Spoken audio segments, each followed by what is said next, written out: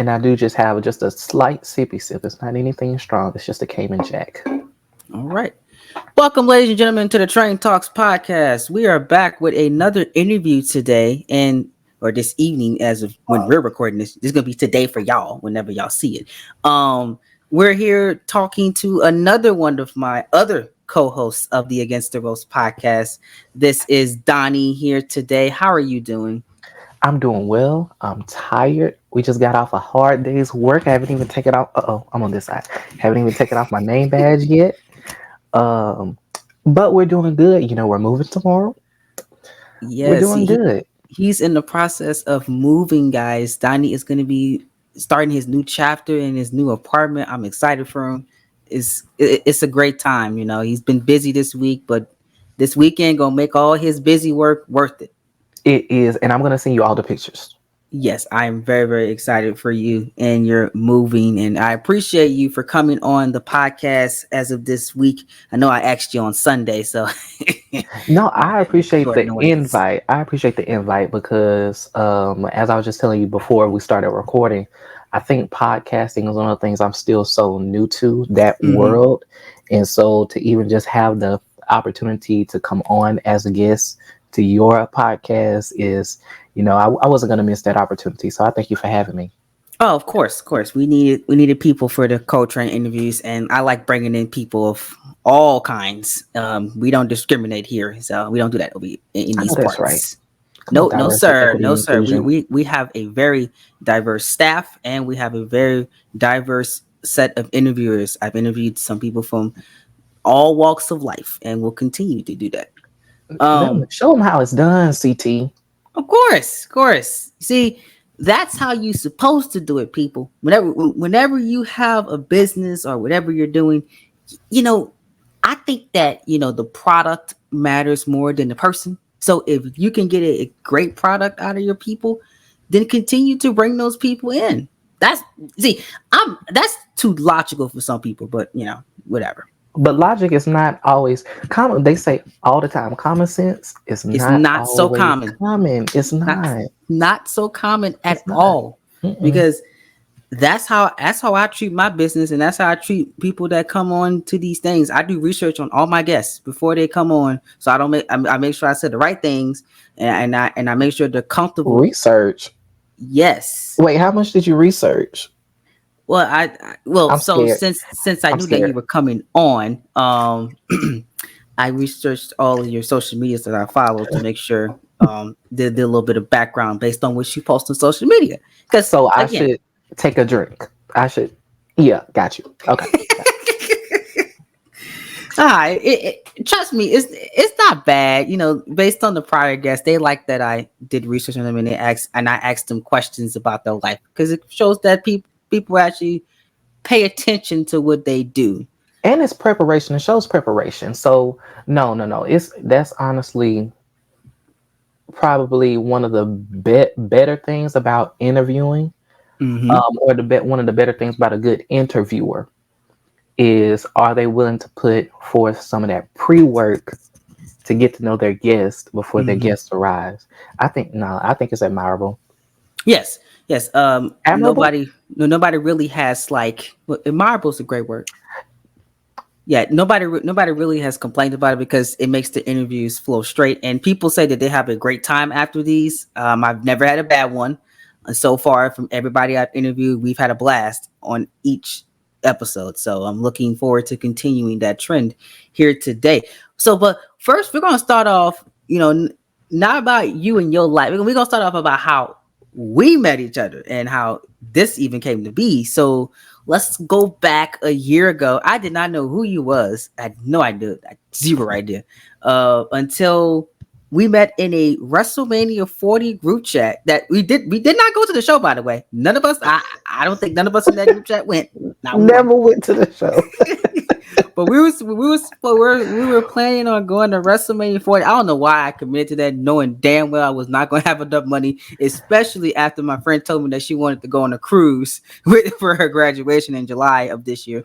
I was like, I can stretch my money to make it go to WrestleMania. But you know, we were hopeful. I think I that's was what made it fun. We were hopeful. hopeful, but when I seen them ticket prices and it said starting at 2,000, I said, yeah, all And right. then if we really want to get into it, why when we actually went to go try to buy tickets, they were gone. Yep, yep. I never forget. Y'all got up that early that morning. I'm like, they really serious about going. So I was gonna go. I everybody really said, wanted to oh, I'm on go. the website. I'm ready to go. As soon as people click in to try to get a seat, Baby, gone. I'm like, gone, gone. damn. Hurt, Yeah, hurt. y'all were hurt. Y'all were very, very hurt that day. I didn't even try because I looked at my funds and I was like, I can't afford that. No, but I think no. First of all, shout out to Feet. Yes. Shout out to Trey Ballet who put this group chat together. Things got a little shaky. They got back on track, but then they got shaky. Yeah, but that's okay. But we met so many great people, Oh, yeah. and I think especially when wrestling is one of those topics to where people don't really take you serious. It's not like a football or a basketball or baseball or whatever it Yeah. is people take Yeah. seriously. Wrestling is kind of a joke. I wouldn't even say it's taboo. I would say it's kind of people see it as a joke and those conversations as a joke. So you don't really feel comfortable talking about wrestling with people who don't already talk about wrestling. And so Mm-hmm. we were in a space to where we spoke about wrestling and we were speaking to people who love talking about wrestling. Yeah, and that's the thing, because growing up, I only had about three wrestling friends at the time, around elementary school when I was really starting to get into it in the early 2010s. And we used to watch, yeah, I know that, no, no, Oh my god. telling my age right there. Oh, We used to watch the shows and we used to discuss on the bus going to school. I'll never forget. And we used to have like hardcore debates on it. So I always knew that. And then when I started listening to podcasts about wrestling, the first podcast I ever listened to about wrestling was Solid Monster. I always knew that I really wanted to talk about wrestling with people like that when I grew up. But my friends at the time, but when I started my YouTube channel, they didn't want to come on YouTube. So I was like, they never happened. right. So I always wanted to make a wrestling podcast. So I made the Train Talks podcast. It was primarily to be talking about wrestling. Sometimes stuff I couldn't cover on YouTube, I covered there. And I didn't want the Train Talks podcast to just be on wrestling. I wanted that to be its own thing outside of wrestling, talking about different cultures, movies, TV shows, what's going on in the media and all that fun stuff. You know, because I have other interests outside of wrestling. I like movies, I like television shows, I like video games, I like, reality TV. Sometimes I watch it, cooking shows, etc. So I use the podcast to talk about whatever the hell I want to talk about. Yeah.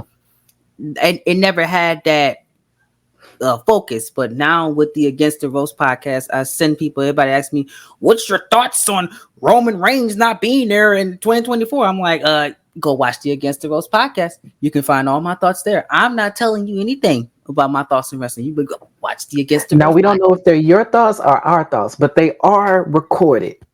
Yes, they're recorded They thoughts. are recorded. So watch Against the Roast podcast because Yes. CT is going to give you a little bit of him and he's going to give you a lot of us.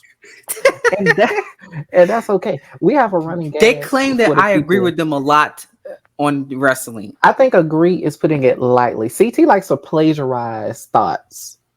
I don't play whenever we have the same thoughts. I don't understand how that's plagiarism. Okay, because Okay, CT, I I'm was gonna going let to you say have that it. same thing, but you said it before me.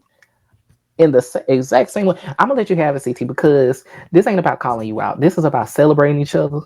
Yeah, yeah, yes, yes. But Mhm. you want to see our back and forth banter? You go watch the Against the Roast podcast. That's where Please all do. of our fun things. I just had an opinion that I haven't enjoyed a Charlotte Flair match in 2 years, and their jaw was on the floor when I said that because it's the truth. I haven't enjoyed Charlotte Flair since 2022. Well, Um, no, I think Terrell's was on the floor. Mine was just kind of in my lap because I went through like a little, not a Charlotte hate moment, but like I was tired of seeing Charlotte. And so when she came back later on, like last year, I was like, okay, now she cool. And then she left again, for injury or whatever. But she's been overexposed, and a lot of her matches aren't. It depends on who she's in the ring with, Yes, you know. that's the So big thing. I understood what you were coming from that. So I agree. Yeah, that's the biggest thing to me is who the hell she's in the ring with. Because if she's in the ring with someone that's not that good in the ring, you're going to see the how she doesn't care as much. Yeah. Or She if she just shows it a in the lot. ring with someone who she just doesn't care about, That's true. you can tell. Make sure, ladies and gentlemen, you drink your water because I know I have a good 35 to 50 plus year old demographic watching this channel. Drink your water, guys. And Okay. also drink your hard iced tea. Yes, Guys. that too. Yes, he's drinking his iced tea right now during this podcast. Yes. So that's how we met and all that fun stuff. It's been almost, I think it's been a year or so since I've known you It's now. been a little over a year because it started. I remember I was still working at Louisiana Tech, Yeah, you wasn't and was you graduated yet when that happened? oh, I graduated in 2021. I was a full time employee Oh, you by the yeah, time the you was employed. yeah, I was employed, but yeah, because I remember when we made the chat, I was at my desk Oh yeah. at Tech, and so I've been gone from there a year in April. Yeah, This I past April, was so when our it was a weekend I was on campus whenever Trey put the tweet out that he wanted to make the chat. And I said, yeah, I would love to join. And it was a Saturday, I'll never forget. And the chat came in there and I was like, okay, let me make sure my phone's on do not disturb because y'all was just baby was blowing it up. And racking it wasn't up. it wild in the beginning? Yeah, we were kind of wild. We were kind of talking freaky in there, and we was talking about some things that shouldn't be said on I don't camera. know anything. Oh man, it was an interesting time. Those It was. first 2 weeks, people I had think we got to crushes know on each people other that very I thought well. was a joke, but they actually had crushes on them, saying that that was their man's, and I was like, oh, Now, why you being shady? I ain't being shady. I'm just speaking the truth about what was said I'm gonna in sip the on group that chat. one. I ain't say no names. I don't say names, you know. Mm. But it was fun times though. I It think the was. beginning of the chat was fun. And it still is fun from time to time when people actually like talk in there. But um we're gonna talk about like your time with wrestling. So when did you start first watching wrestling? When did wrestling was discovered for you? So Everybody has different wrestling, answers and and I'm stuff. so sorry for this noise in the background. I have some noisy neighbors, which is why I'm about to get the fuck up out of here. But the wrestling has I actually can't even hear them. Oh, you can't hear that loud thumping. No, I cannot. Okay, that's good. So we're not gonna speak it into existence. Yeah.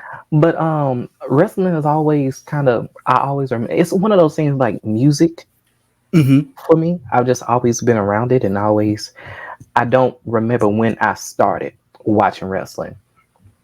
But my earliest memories of wrestling were American Badass, Undertaker when he had the do rag or the bandana. I'm sorry.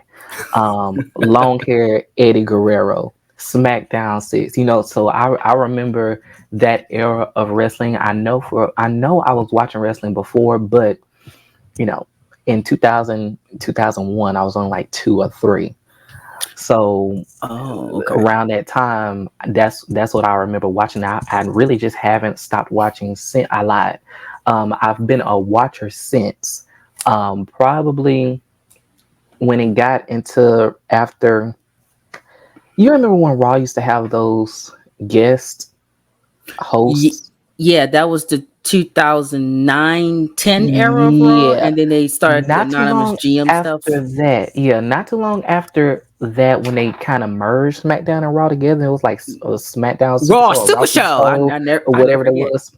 I never forget. I was not watching at that point because I couldn't. So I was into I think TNA. that's when my uncle slowly started tuning out Yeah, around I that could, time. and I didn't know if it was me or if it was them. Knowing what I know now, My it was dad them. my dad started tuning out after like he CM Punk lost the belt in 2013. That's when my dad tuned out, and Yeah, I had to catch him up when we went to WrestleMania 34 because he had no idea who was on the roster. Right. He just tuned it out after CM Punk lost to The Rock, and I was like, oh, Yeah, all and right. I faintly remember The Rock coming back. Okay, no, I remember him coming back. I faintly remember the second round when he had like the twice in a lifetime with John Cena. Yeah, I don't remember that one as much. I Um, remember once and twice because I was invested. mm-mm. That's when I knew. I thought I was just aging out. I thought I was growing out of wrestling. Well. I was younger, so obviously like around like '09, I thought that was just stupid and hilarious. That was just funny to me as a kid. So Right. I never tuned out. When I was close to tuning out was around like 2017 and 2018. I was starting to slowly stop watching some stuff Yes, because when that I dog was food stuff. tuning things out. That was the Roman dog food, like big dog food. Yeah. Right before the pandemic stuff, Yeah, I stopped watching it Raw was rough. for a bit because it got so bad. It was Um, rough. It was rough.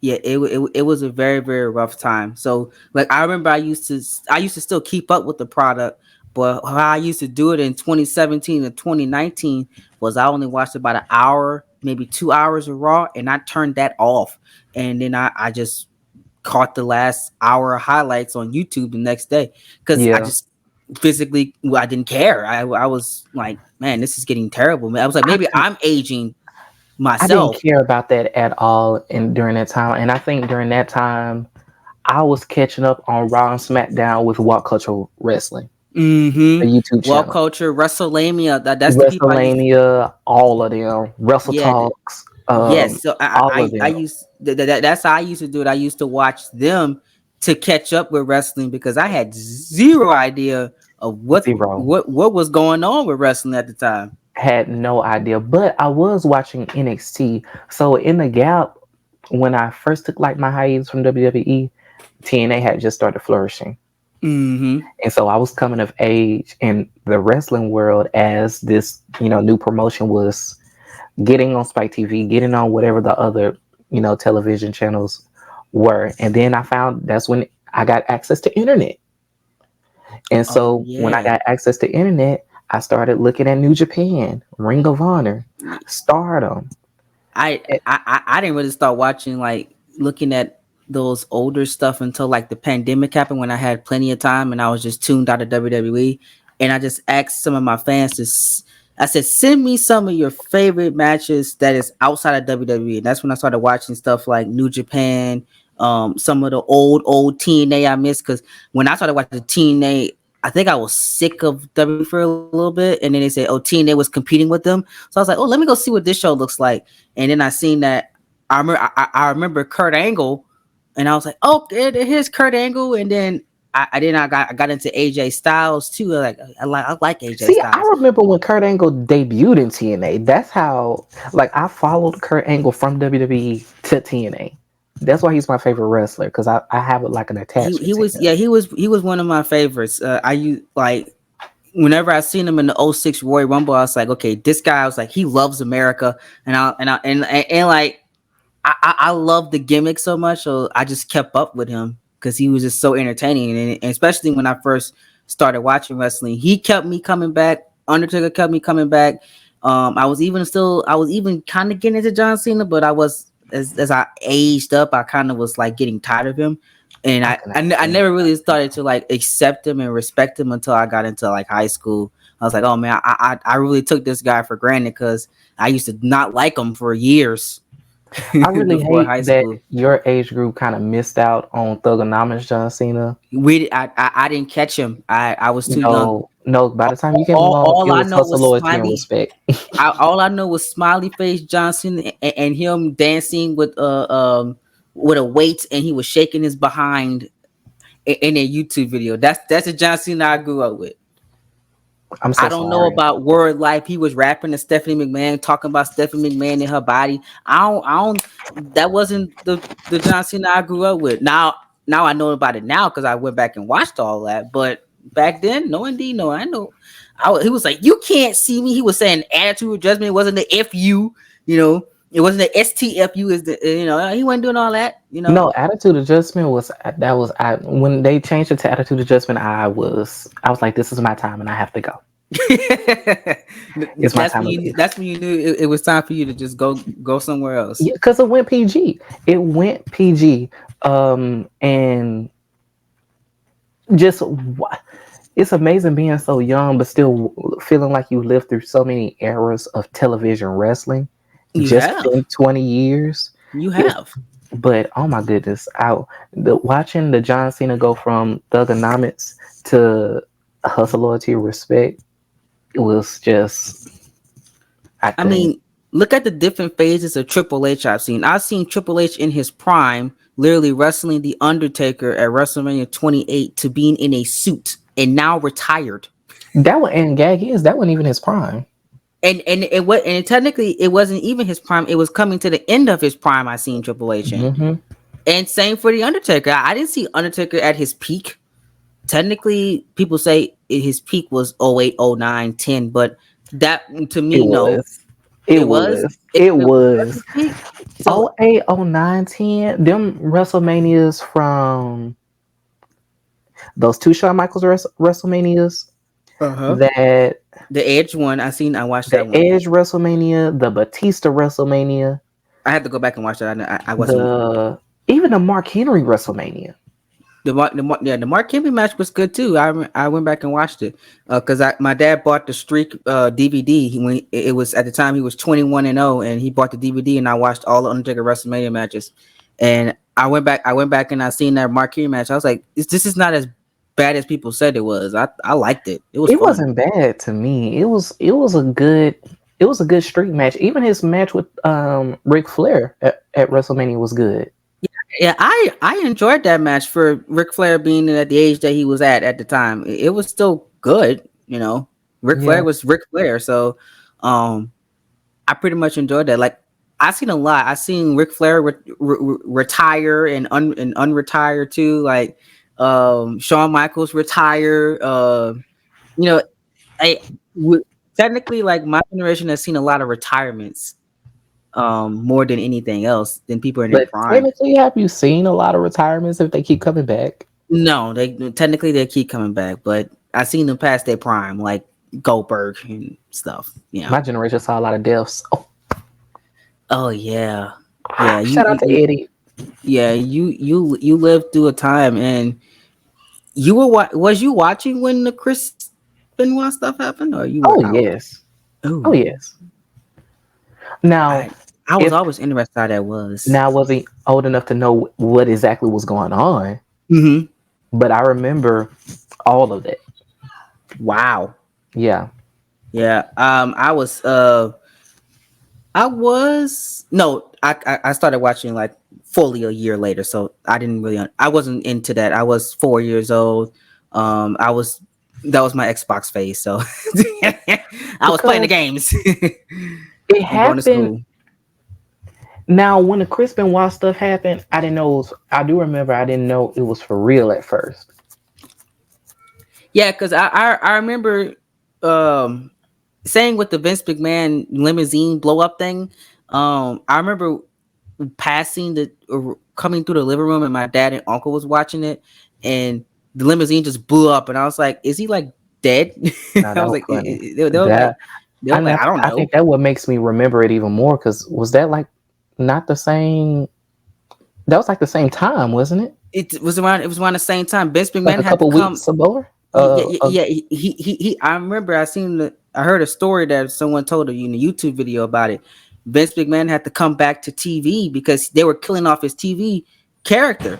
He wanted to fully go off backstage because they were doing like a death thing or whatever to kill off the Vince McMahon character, but they couldn't do it because Chris Benoit did what he did. So he had to come back and address the WWE audience on television. That's the only reason why we kept getting the Vince McMahon character back after that.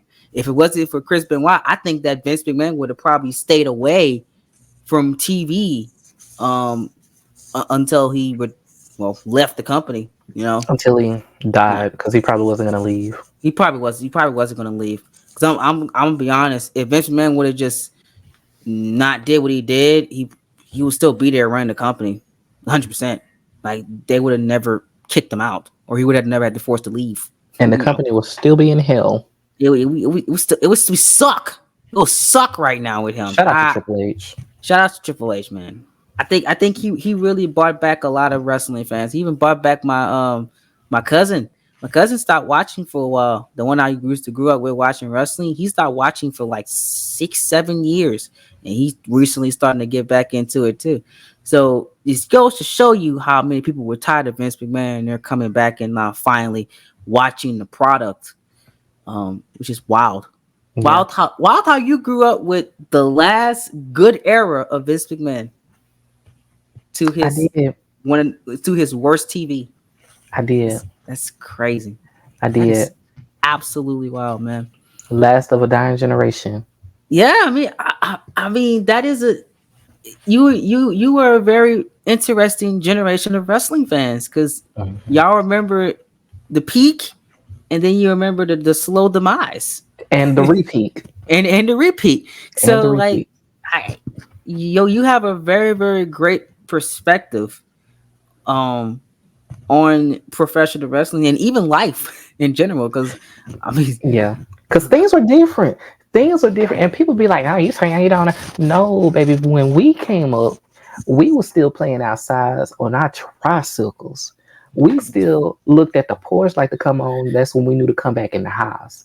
We still didn't go back and forth we didn't have all this technology stuff that's going on. You didn't. Everything was developed during when you grew up. Right. We had let me tell you remember Leapfrog, the company, the learning company? I remember Leapfrog. Leapfrog used to have this huge book, and it used to open up like this. Mm-hmm. My sister had one. And it used to have a pen attached to it.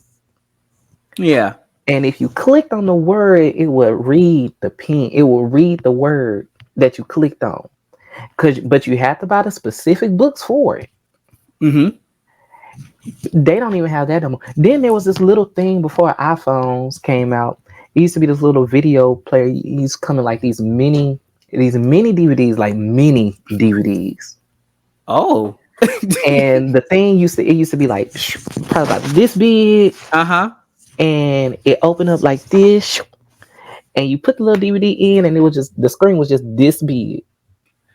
But you couldn't tell us nothing. I think one of my grandmas had that for a little bit before it went out, and I have the image in my head exactly what you're talking about. Mm-hmm. That's wild. And CDs, these kids don't know about nothing about no doggone CDs. I still buy CDs. I don't care. I still buy them. My mama has so many CDs. She has a gospel CD. She has an R&B CD. She has a crying R&B CD. She got one for the rap. She got one with everything on it, party music. I remember the infomercials don't even come on no more.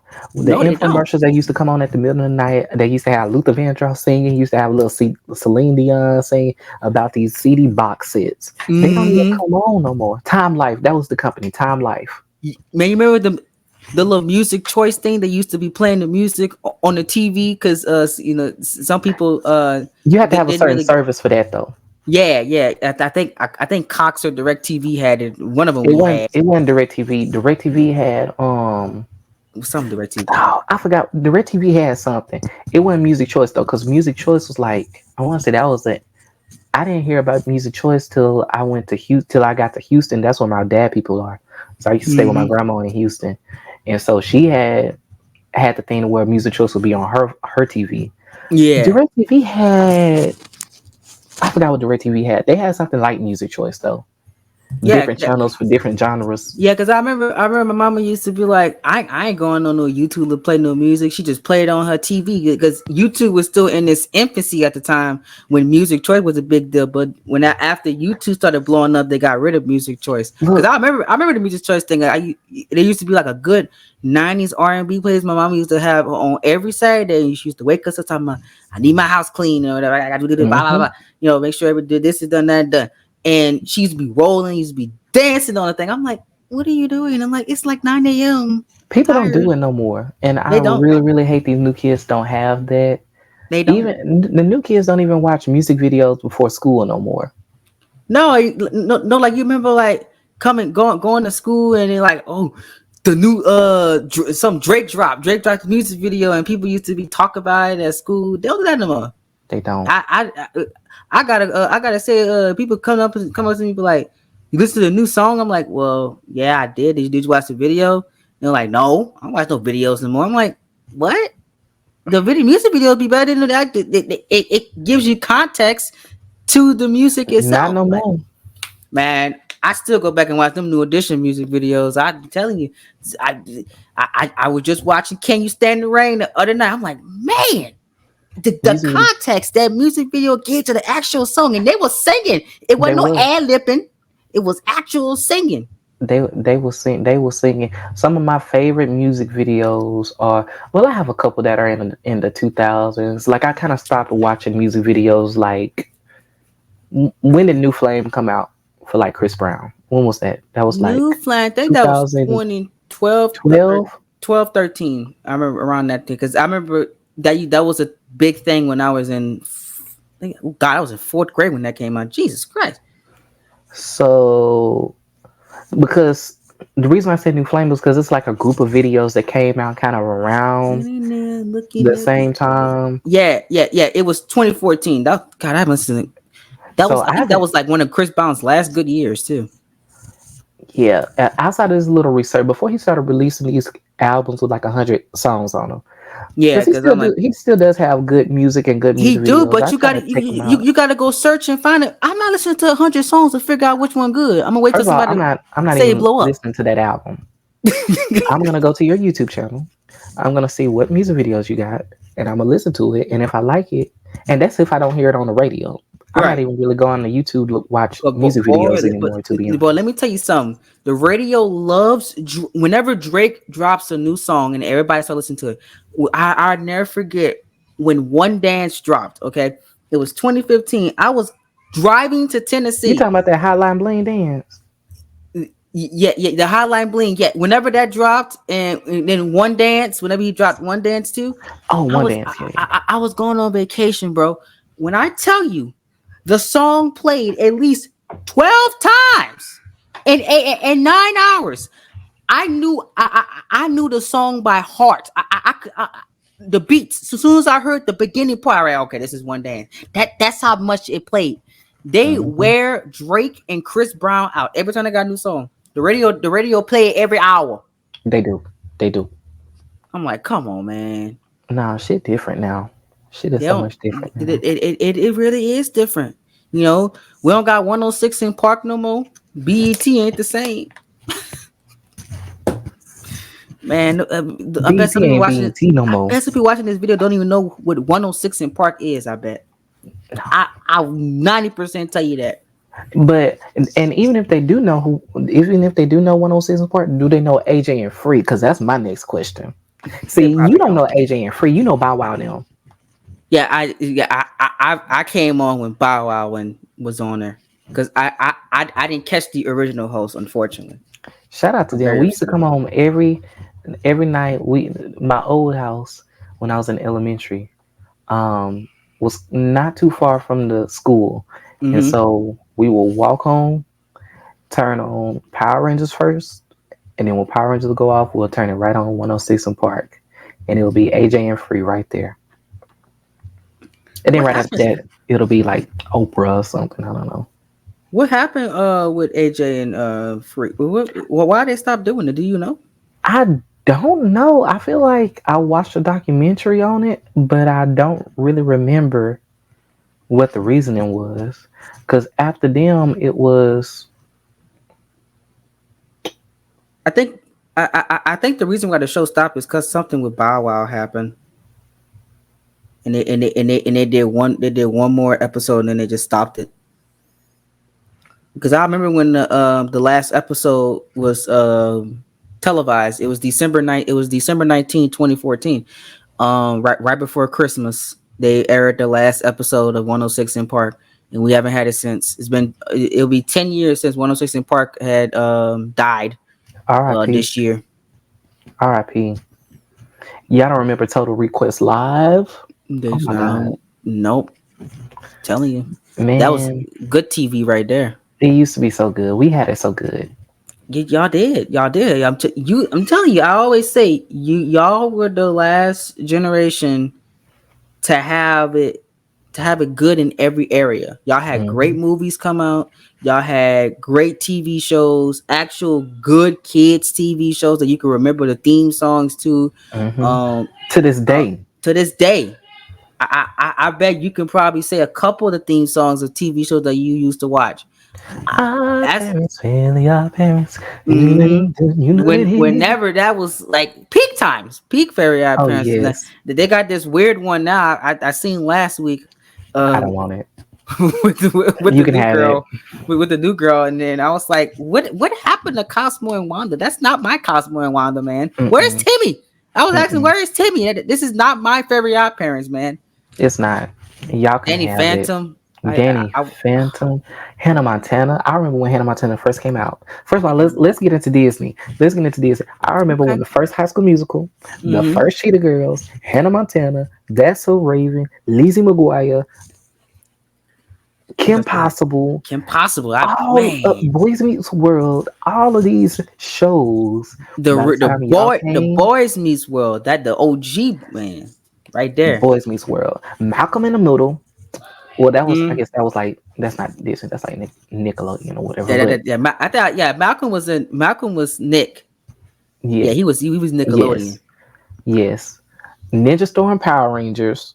Yes, the good First of Ninja all, Storm Power Rangers. my first Power Rangers was Wild Force. Wow, Force. Or was Power it or was Rangers. it Lightspeed Rescue? Power Rangers. Like Lightspeed Rescue was '01. It was Wild Lightspeed. Force was '02, Yeah, and and then Ninja Ninja Storm was Storm was '03, '03, and and then '04 was Dino Thunder, Dino Thunder, and then '05 was SPD. SPD. Yeah.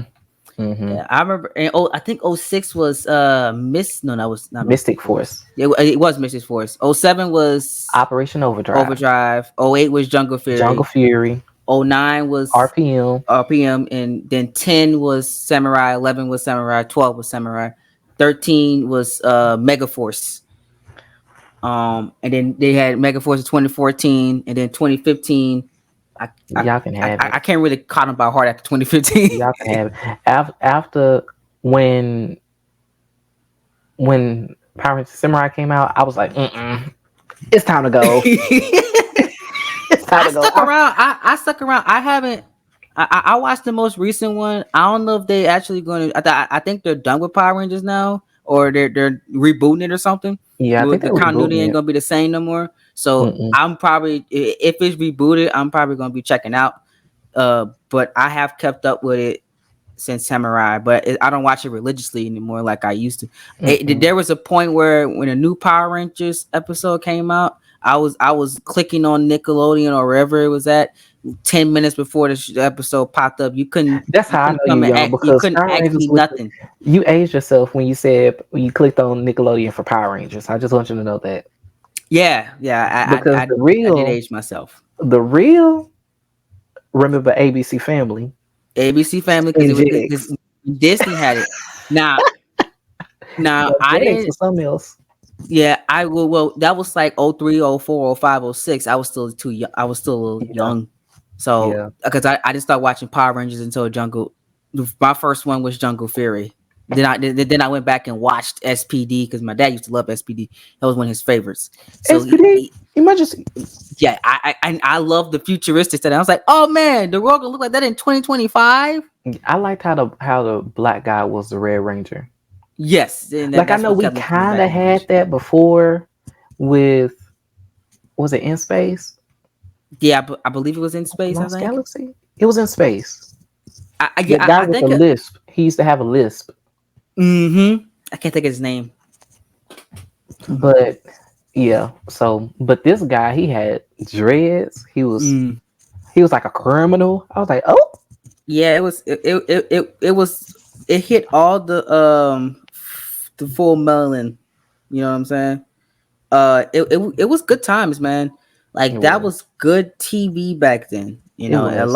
lot of people miss those days. Even anime was good. Anime was good. We had a good selection of anime too. We did. We did. Anime ain't the same. It's not, and in some ways it's improved, but a lot of ways it's very repetitive. Yeah, it is.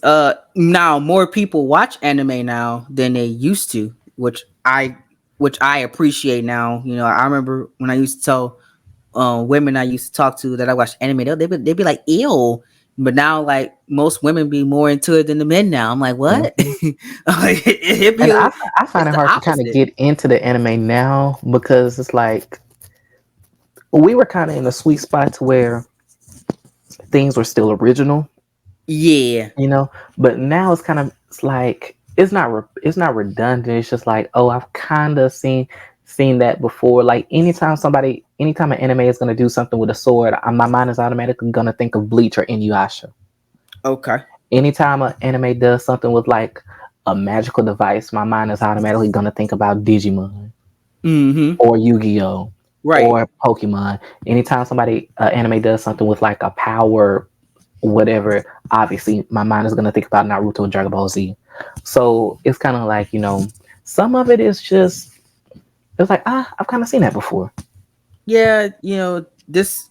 It's like, oh, I've seen this in um this type of show, or this happened here now because of how we grew up and stuff, because we seen all that stuff, has been there, done that. Now you're doing it again. Right. So they're not getting the originality, they're not getting the new TV shows like we got, um but at least they're getting into it more. Yeah, yeah, it's more widespread. But actually, let's get into the tea because we don't went everywhere and around the world Mm-hmm. and never got into the tea. So let's get into the tea. All right, go ahead. So you know talking about your life and stuff, we had a tangent on your Such generations, a tangent, such a yeah, tangent. yeah. So, but now we're going to continue going back to your life. Understand that you are a college grad, Yes, proudly. proud college First grad. generation on my dad's side, first generation Wow, college graduate. congratulations on that, man. Thank you, That's thank you, that's a thank you. big accomplishment. It is. Graduated Louisiana Tech University in 2021 Mm-hmm. with my Bachelor's of Arts in Sociology and two minors, one in political science and the other history. And so I'm gearing up to actually pursue my master's at Grambling Okay, in HBCU, sociology, HBCU, love um, it. which I was supposed to be a Grambling student anyway. But well, yeah, you're from Louisiana. You know about TOPS. Yeah, In 2016, that was my freshman year. Louisiana had a budget shortfall, and they so did. TOPS I was never forget. I cut. was scared.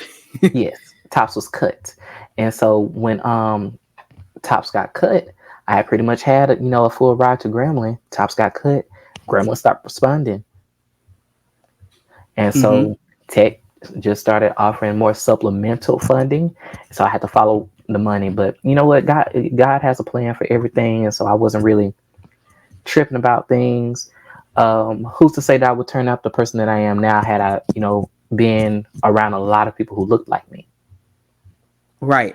So everything happens for a reason. But I'm coming back to get that Grambling degree. It's going to be a graduate degree, and we're just gonna make it do what it do from there. Yeah. It's um like I remember I wanted to go to Southern, and I had the same thing happen with Tops.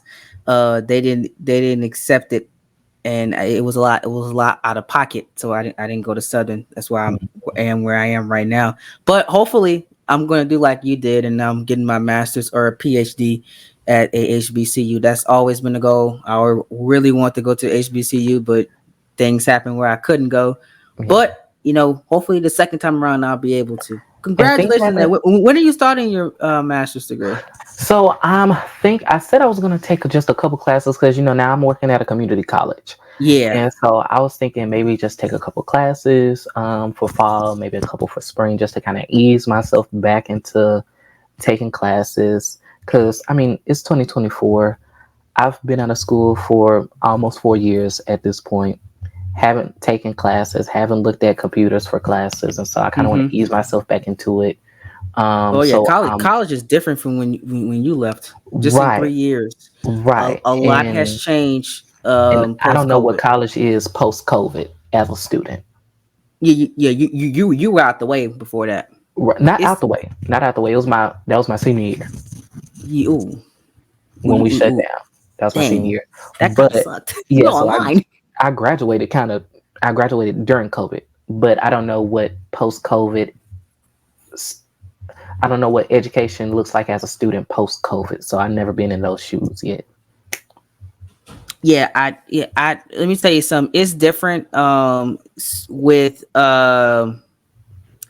how the professors are, with how universities treat their students.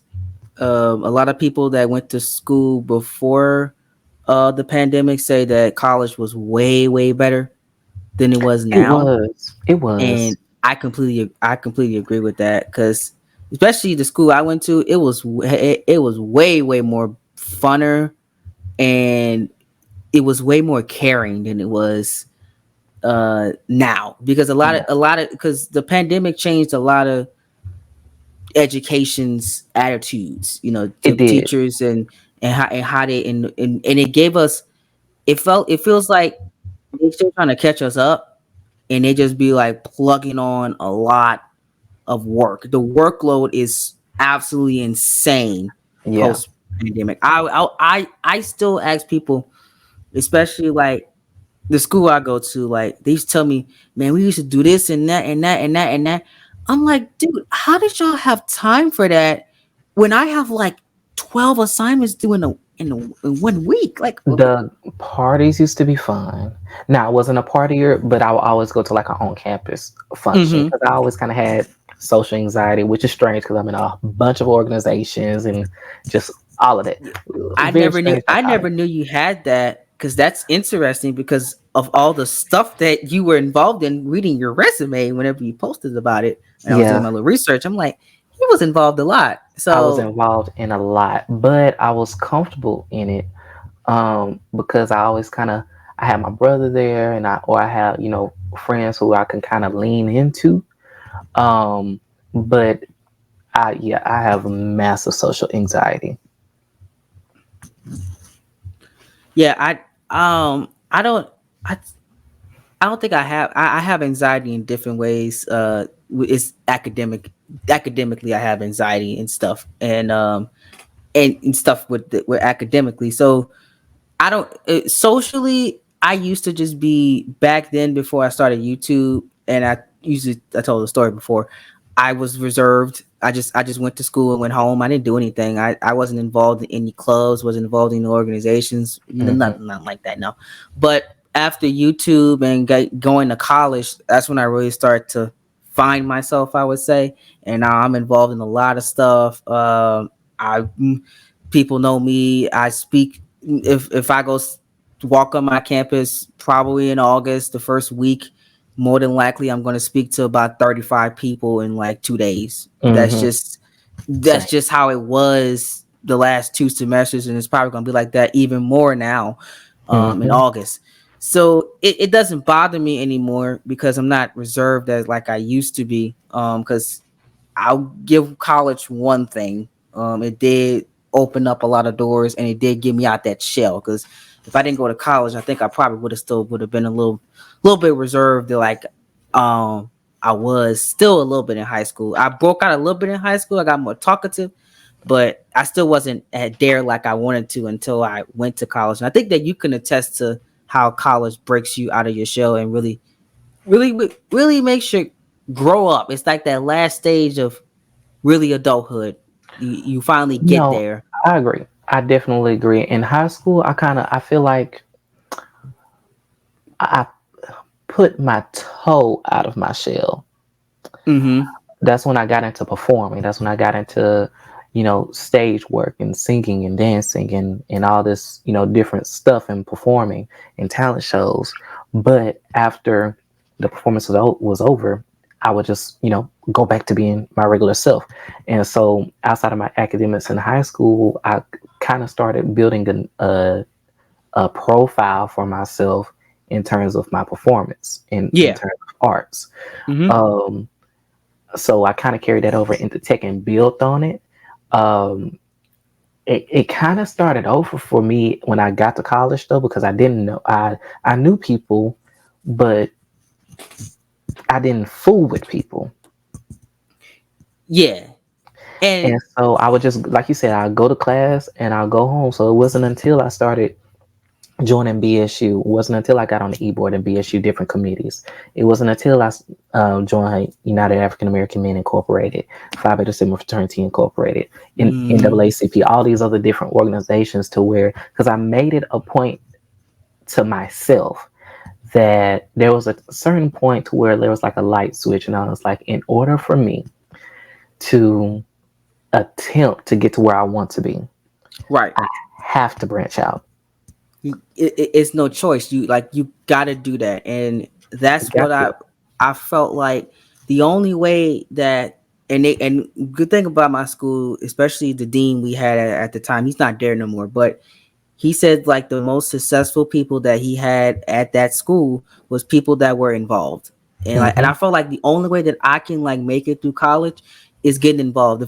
If I just sat in my room and went to class and went back to my room, I probably would have never made it to my You senior get year. nothing out of it when you do that. I Like tell I'm wasting my everybody, time. all of my students, get involved. You don't have to get involved in everything. Get involved in something. It's impossible to make everything. You won't make everything. I You promise you. won't. Now, so I know a couple people who did that were Mr. Everything. I know a Mr. Everything, and his name is Jamar Anderson, and the other name is Max.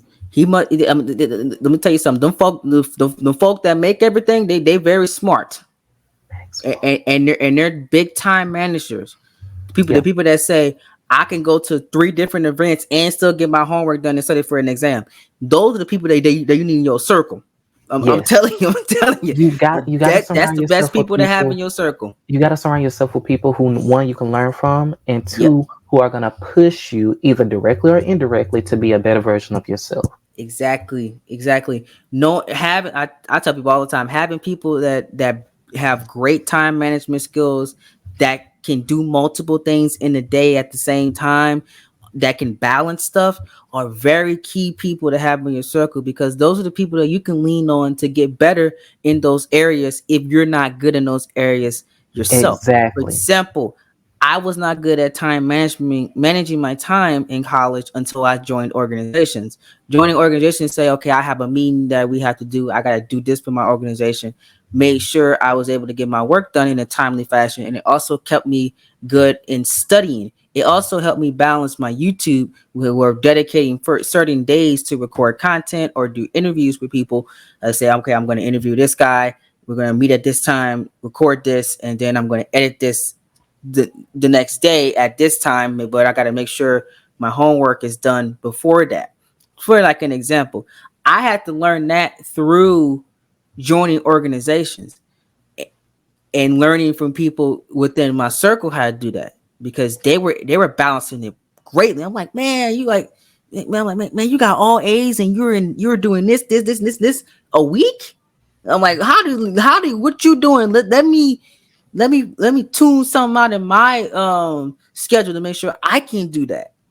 It's great. It's a great thing, man. I'm telling you. And that's something I still struggle with, time Right. management. Some of these things while you're in college, sometimes you'll fix it in college, but sometimes your time in college is meant to identify something, Some of the problems. some of the problems. Yes. And so a lot of things, I was able to fix, a lot of things I was able to come out of, a lot of things I didn't know I had an issue with, but I was able to identify.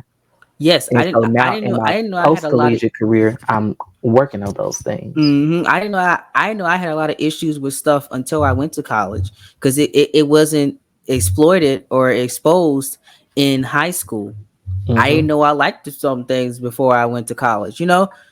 College really opened the door to things that I enjoy now doing, and things that I didn't know were prevalent issues, Hmm. such as public speaking. It got my public speaking better, because I really didn't talk in high school, so I was just there. But now I'm talkative. I can talk to anybody. Anybody that comes up to me, I can have a conversation with them. I don't care if you're Yep. LeBron James. I'll go talk to you if you talk to me. So before that, I was scared to even talk to the most popular girl in my high school. I genuinely, or the most popular dude in my high school. I wasn't talking to them people. I ignored them people. Because I stayed in my lane. But Yeah. now I don't really care about that no more. I could have a conversation with anybody as long as they want to have a conversation with me. That's what college taught me how to do. It teaches you a lot of social skills, To a lot. That's your preview for the. Let me tell you something. College is your preview for the workforce. and the real world outside of college. Yes. Let me tell you something. The people that you meet there is gonna be that's the real world. That's the world that your parents and your grandparents or whoever, uncle, auntie, whoever raised you, that they have to deal with every day on the job. Hmm Those type of people, the people that's messy, the people that the people that get under your skin, the The people people that who are motive, racist, the racists, the people who are I ain't who are gonna wake it up though. judgmental I ain't gonna wake because it of up. what you like. The people who are homophobic, I ain't gonna wake it up. I'm I was trying to leave it alone, but I ain't gonna wake we, it up. well, I'm telling you, that's the real world right Even there. though it's Pride Month, but I'm gonna let it sleep. I'm telling you, I'm telling you, the people that judge you just because of the color of your skin and your gender. I'm gonna leave it alone. I'm gonna leave We're it gonna leave alone. it where it's at. I'm gonna leave it The alone. people that's gonna be a Simply Donnie podcast episode. Yeah. We're coming back and we're gonna talk about that. We gonna talk about that in Donnie podcast. I'm telling you. Hmm I'm But that's the real world right there. And college is your preview. I promise you. Every type of person that I talked about and we said you see that at college. I hmm 100% tell you, 100% say I met them all. Met Yep. them all. Exactly. I work in higher education. This will be my fourth year. This will be my fourth full-time year in higher education. I've been a student worker in financial aid since 2016, the Hmm. summer of 2016. So this is my eighth year overall in financial aid, but Hmm. fourth year as a full-time worker.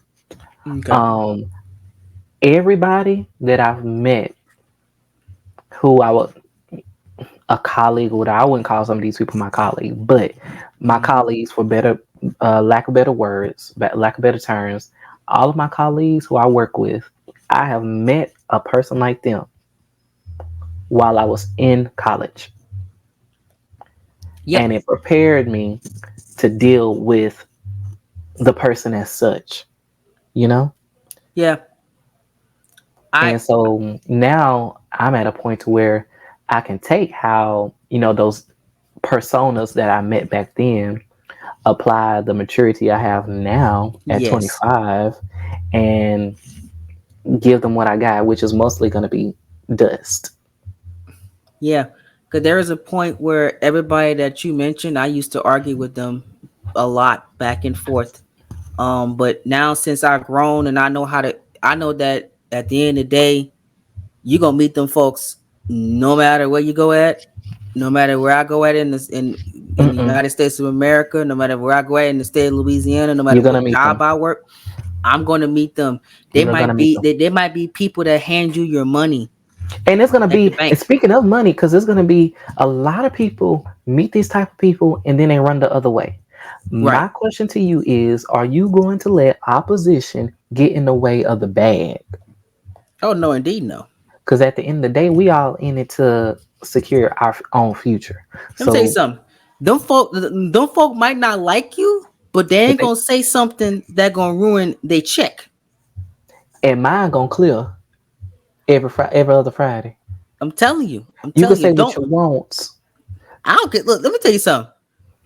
One of the podcasters I listened to said he said it best. He said, you don't have to like me, you don't gotta respect me, You don't. you don't gotta do nothing. You don't. But as long as the check clears and I still have a job and I can pay my bills, I don't care what you do. You Because can we say just bought a whatever you section of we got to pay bills. that's that at the end of the day, money talks, okay? It does. As long as you don't confront me and put your hands on me, I don't care what you do. We good. We We good. say what you want. I'm Say gonna what you take it want. to HR still, but Right. make sure At the that end thing of the is day, crystal. Make sure that thing crystal. money talks, and that's what I had to learn in college. People judging, saying all the stuff. The prime example, I said, yeah, go take it to the dean of students, but at the end of the day, you here for that degree. That's it. So the degree is talking. So I don't care what you say, because And you better I, I leave I'm with it. I'm telling you, because I'm gonna have this one class with you, and 90% of the time, I ain't gonna have you in my class ever again. So I ain't worried Mm-mm, about you. mm-mm. I ain't worried about you. Or I can just take online classes, and I gotta see you. The degree is talking. That's it. It was a lot of that. It was a lot of that when I was an undergrad, because Mm-hmm. my freshman and sophomore year was at the height of, guess what, the Trump presidency, or Yep. the election time. Mm-hmm. And you can only imagine how a college campus would have been during Hillary versus Donald J. Trump. We have so much racism going on. Class was so hard to go to just because you didn't know if you were going to be called a nigger, or if you were, if somebody was going to whisper that they were going to call the good boys on you, or somebody said that they were going to call, I forgot what the man named that was the head of the KKK in Louisiana, David Dukes. Mm-hmm. He I was heard supposed to about him. he was supposed to come to Louisiana Tech and speak. He was. I heard And about I that. think he might have did. But don't quote me on that because I can't remember because I didn't go. Well, But thank goodness you didn't go, because that's peak them folk. We were gonna probably hear about you on the news, bro. I'm glad you didn't go. let me tell you what I did do, because we also saw during the Trump presidency the rise of Black Lives Matter movement. Yeah, we did. Got to march. A lot of people can't say that they got to march. I Right. got to march. I got to speak. I got to my picture is over the news with that stuff. So I think that it definitely had its pros and cons with people who don't think like you, people who don't respect you for the person who you are and show up as, but also just showing up as that person anyway. Yeah. See, the best way to hurt them is just to not change who you are. To not change who you are, Nope. actually crank it up to 10. Yeah, just be more prideful about it. I think that's the best way to hurt those type of people, because you not letting them get under your skin is the best thing that you can do, because they want you to have a reaction. They want you to feel bad about yourself. They They want you to do. feel depressed. They want that stuff, because it's gonna make them feel good. But if you don't change the way you are, and you still handling your business, still getting your money, still getting your degree, it's gonna bother them, It and they're is. gonna feel bad. Don't nothing bother nobody more than a person who don't care but still get paid. Yep, yep. I Because think what Beyonce I said, think that might be. hold on, let me see. She said, best revenge is your paper. I'm telling you. I'm telling you. That is the quote of the podcast right there. I The always say best greatest revenge is best revenge is your paper. the paper. And If that's they, what it is. I'm telling you, if they ain't stopping the paper, they ain't winning. If they ain't stopping the paper, they not stopping nothing. First of all, they not stopping nothing. So what you think they're gonna stop the paper for? Oh no, indeed. I'd never let nobody ruin my paper. I'm Mm-mm. sorry. I'm I done sorry. wrote That's plenty too of important. papers. And if I done made it through them papers, unbothered, what makes you think that you gonna bother me on my green papers? Yeah, what makes you think an opinion of your opinion of me because of how I'm living? Because I have, and hold on, because let's get into that. Because since we're on it, I'm about to call out my daddy. Hmm. I'm about to call out the sperm donor. Since hold on, since it's Pride Month and since it's Men's Mental Health Awareness Month, and you know what, I'm gonna throw this in there. This is Caribbean Heritage Month too, because this nigga is Puerto Rican and Jamaican. Okay, come on. If you, in some way, shape, or form, feel and or know that you are different from X, Y, and Z in your family, in your friend group, in whatever space you take up.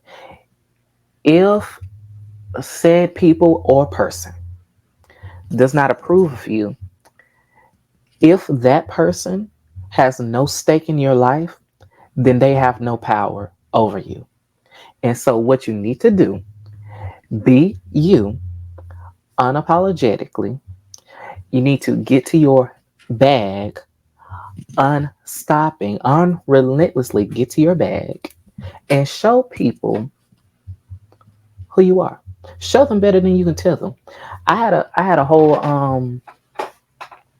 I'm looking at Swerve right now. Oh, they doing Swerve so bad. I ain't gonna get off topic though. I had a whole um knockdown drag out with my own father because I am queer, Mm-hmm. because I have a degree he does not, because I have a job he does not. But he felt that he had authority, permission, and space to critique me as a person. That's wild. But he would have had I give it to him. That's right. That's the key word. If you gave it to him, If I gave it to him. You don't give people power over you you don't. who don't have that. If they don't Mm-hmm. already have it, don't give it to them. No, you don't. You don't. You don't. But you want to ask me for money. That's the real tea right there. That's the real tea. He That's the asking you real. for money. That's the real twisted tea half and half. That's really what that is. Asking me for money. I'm your son. And see that the sad part about it is people do this to their own kids. They disown their kids for that stuff. Everything, Disown. everything you said, people lose their family members. They get kicked out their house, They do. They and do. I don't understand. Never understand this. A child that you birthed and you love because they don't Allegedly. live the life that you think that Allegedly they love. deserve to be. Allegedly sometimes, because sometimes it did. Sometimes it don't be real daddy. Sometimes they don't live the life that you want them to live. You gonna let them be in the street? I don't understand Exactly. that. I Exactly. I genuinely do not understand that. I know someone that I had to help privately. Not saying no names, but he got kicked out of his house by his grandma because she found out Mm-hmm. that he was bisexual. Mm-hmm. And he And had it be text us. he It had be us. yep, us right Mm-hmm. here. He had texted me and told me and that he was sleeping in a abandoned house for days. Baby, And not I'm with the like, roaches. Go to a and bar, and and, get a and, and bench. time it was doing all this raining and stuff. I said, no, we're not doing that. No, you're gonna come stay with me on campus. I was on campus at the time, so I split my room in half, and I let him stay with me until he moved in with his best friend. He stayed with me for about 7 days Mm-hmm. because his grandma kicked him out of his house because she found out that he was bisexual. So Mm-hmm. I took it upon myself, and that's why that's why I can't stand people say that. Oh, you're judgmental. I never. I have so many examples, and I don't brag about this stuff. I didn't brag about it. I just did it out the kindness of my own heart, and whoever know about it know about it. Now y'all know about it. I took it upon myself to give up my room for a week. Made sure I fed him because he didn't have any money. He had no money. He couldn't. He was applying to jobs, couldn't get a job. I gave him food. I gave him air conditioning. He was in the rain. He As telling a me this. good friend should. He telling me this in the rain. In the rain. I'm like, you're not sitting outside like that. Absolutely not. Come where I'm at. He stayed with me for a week. Now, here's how the blessings came back for both of us. After I did that, I got on the Black Student Union e-board. I got an internship, accepted to internship. I became a senior in credits, and I'm still on track to graduate on time. Plus, I got a lot of other stuff that I'm working on behind the scenes that I can't talk about yet that are coming into blessings because I was a good person, didn't judge the boy. I didn't care about what he identified that. I didn't care. I didn't want him on the street. Right, and I think that's the thing that people miss. You look past the person. You look past the person to examine who they may or may not like. Mm-hmm. Forget the person. Forget the person and look past them, and your opinion of them is contingent upon who they do and do not find attractive. Right. To me, I don't know how you as a Christian or just plain a human, how can you do that? So, see, let me tell you something. The Bible, and this is what I always tell Christians too, because I have, like I said, I've met these type of people that are Bible living. You say, oh, you shouldn't be friends with them. Let me tell you something. At the end of the day, and in my church always said it, we don't do no voting here. God do the separating at the end. Let me tell you something. God gonna have to walk up to me and ask me if I can go to heaven or not. The Hmm. same way he got to talk to that person that doing what they doing. And that is God's way of telling this next person, mind your goddamn motherfucking business. Because I gotta attest for whatever I did in my life the same way the next person gotta do. So why Right. do I care what someone is doing? First of all, they ain't sleeping with me. They ain't kissing me. They ain't doing nothing to me. First of all, they ain't hurting nobody. They ain't hurting me. Why Why I care? in my head, why care so much? My thing is, and I always tell people this. I don't always tell people this because I just kind of stopped answering, or not Mm-hmm. stopped answering. I stopped going back and forth because I'm not going to argue about Yeah, me. yeah. This year, I'm Uh, not even that pay me. I ain't arguing about it. I'm not. Go ahead. I'm trying to. I got beef with being broke. I don't have beef with the next person. See, I worry about money. It exactly. That's what But I'm my worried about. thing is, why are you in my business if you are not in my bed? That's what I'm saying. You know what I'm saying? If the thing about it with me is if you not in a relationship with that person or that person not trying to get with you, then it shouldn't be a problem. If you're, you know, Not to you. It shouldn't be a problem to you because to it should you, not be on your mind. no, it's not. Why am I'm not even paying rent living in some of these people's minds. No, you're not. I'm there for You're free. not paying their bills. Majority of the people that they judging, you're not paying these people bills, and you're not living these people life. You're not, and you're not getting richer off of being in my business because I'm not And paying hell, you some of for them it. not even your damn bosses. They working for other people. Working for McDonald's, Like, come on, man. Like, working as a janitor. Now this is not any shade to anybody who is on janitorial staffs anywhere. mm-hmm. What I'm saying is, if your door is open and you got flies coming in, don't come to my porch worried about what's in my house.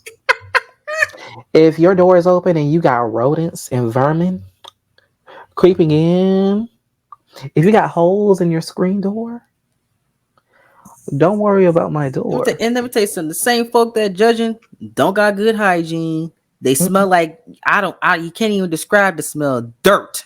You smell like dirt. You need to focus on putting deodorant on every day and washing your body Smell like outside.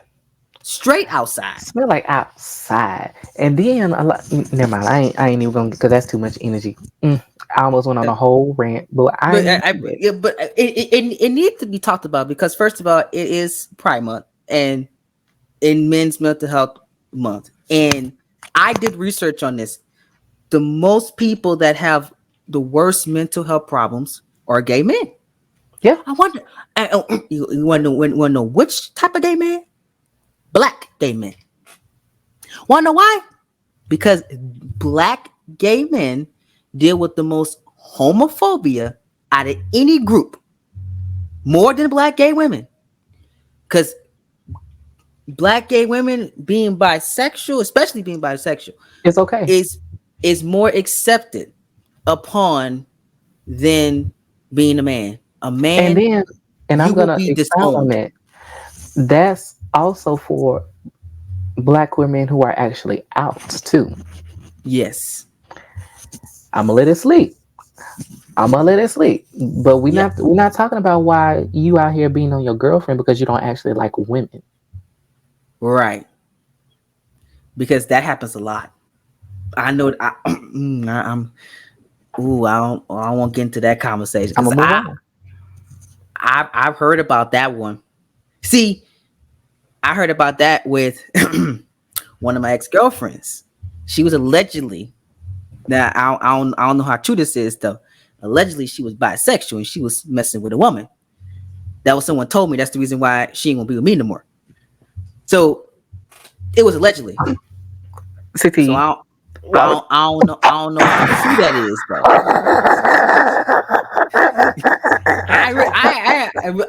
You brought the conversation up, and this is a podcast. She probably gonna. Oh my I god. don't think they're gonna. She gonna listen to this podcast. But if she do, I said allegedly, ma'am. You got a baby daddy Allegedly. now, so you know Your name is clean. your name is clean. I ain't seen no names. I never say any names of the people Right. I've dated on this platform It's ever. simple. Ever. So that was allegedly, and nobody really know who that is. Probably which girlfriend I'm talking about because I have a lot of them. Oh, unfortunately, but um, so I was saying that to say with men's mental health, like guys, it is okay to feel emotion. It is okay to vent to the right people. Okay, Because even everybody if can't know your business. because everybody can know your business. I 100% promise you that. Um, you'll know based on once as you get older, you'll know who you can tell your business to and who you can't. I learned that at the young age of 21. Who knows certain things about me and who don't. I Aren't know I you can't tell 21? one of these girls I met in college my business because the whole campus gonna know about it the next day. That's how she is. Aren't Okay. you 21 now? Yeah, I am 21. Yeah. I look. You I said that learned. like that was like 5 years ago. I learned that No, sir. at the No, young sir. age of 5 years 21. ago, Like what? What? I was still in the teens. Five Like you years literally ago. learned that yesterday. Like, come on, CT. I was 16 years old. Oh my god, I was 16 years old. Damn. Child, better than me. you was 20 five I was years 16 ago. years old 7 years ago. Oh, 2018, Oh, 2019, wait, 2019. I was 16. 8 years. Oh, Yeah, it was 8 years no, ago. wait, Then wait. you 25. So it Yes. was Can I not eight count? years. What is it's 8? Yeah, it's eight No, that years was ago. at 17. Wait, so you was 16 in 2016 or 16 in 2015? No, I was 16 in 2015. 2015. Oh, yeah. So, yeah, it was 9 years ago. Oh shit.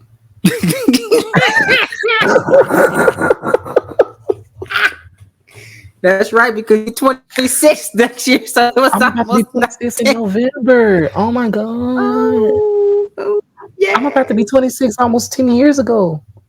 Yeah. This is the 26th year. Oh, God. I turned 26 in November. Oh, my God.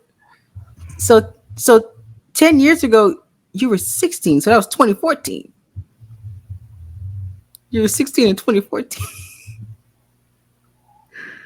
If you turn 26 in November, 10 years ago, you were turning 16 at around this time.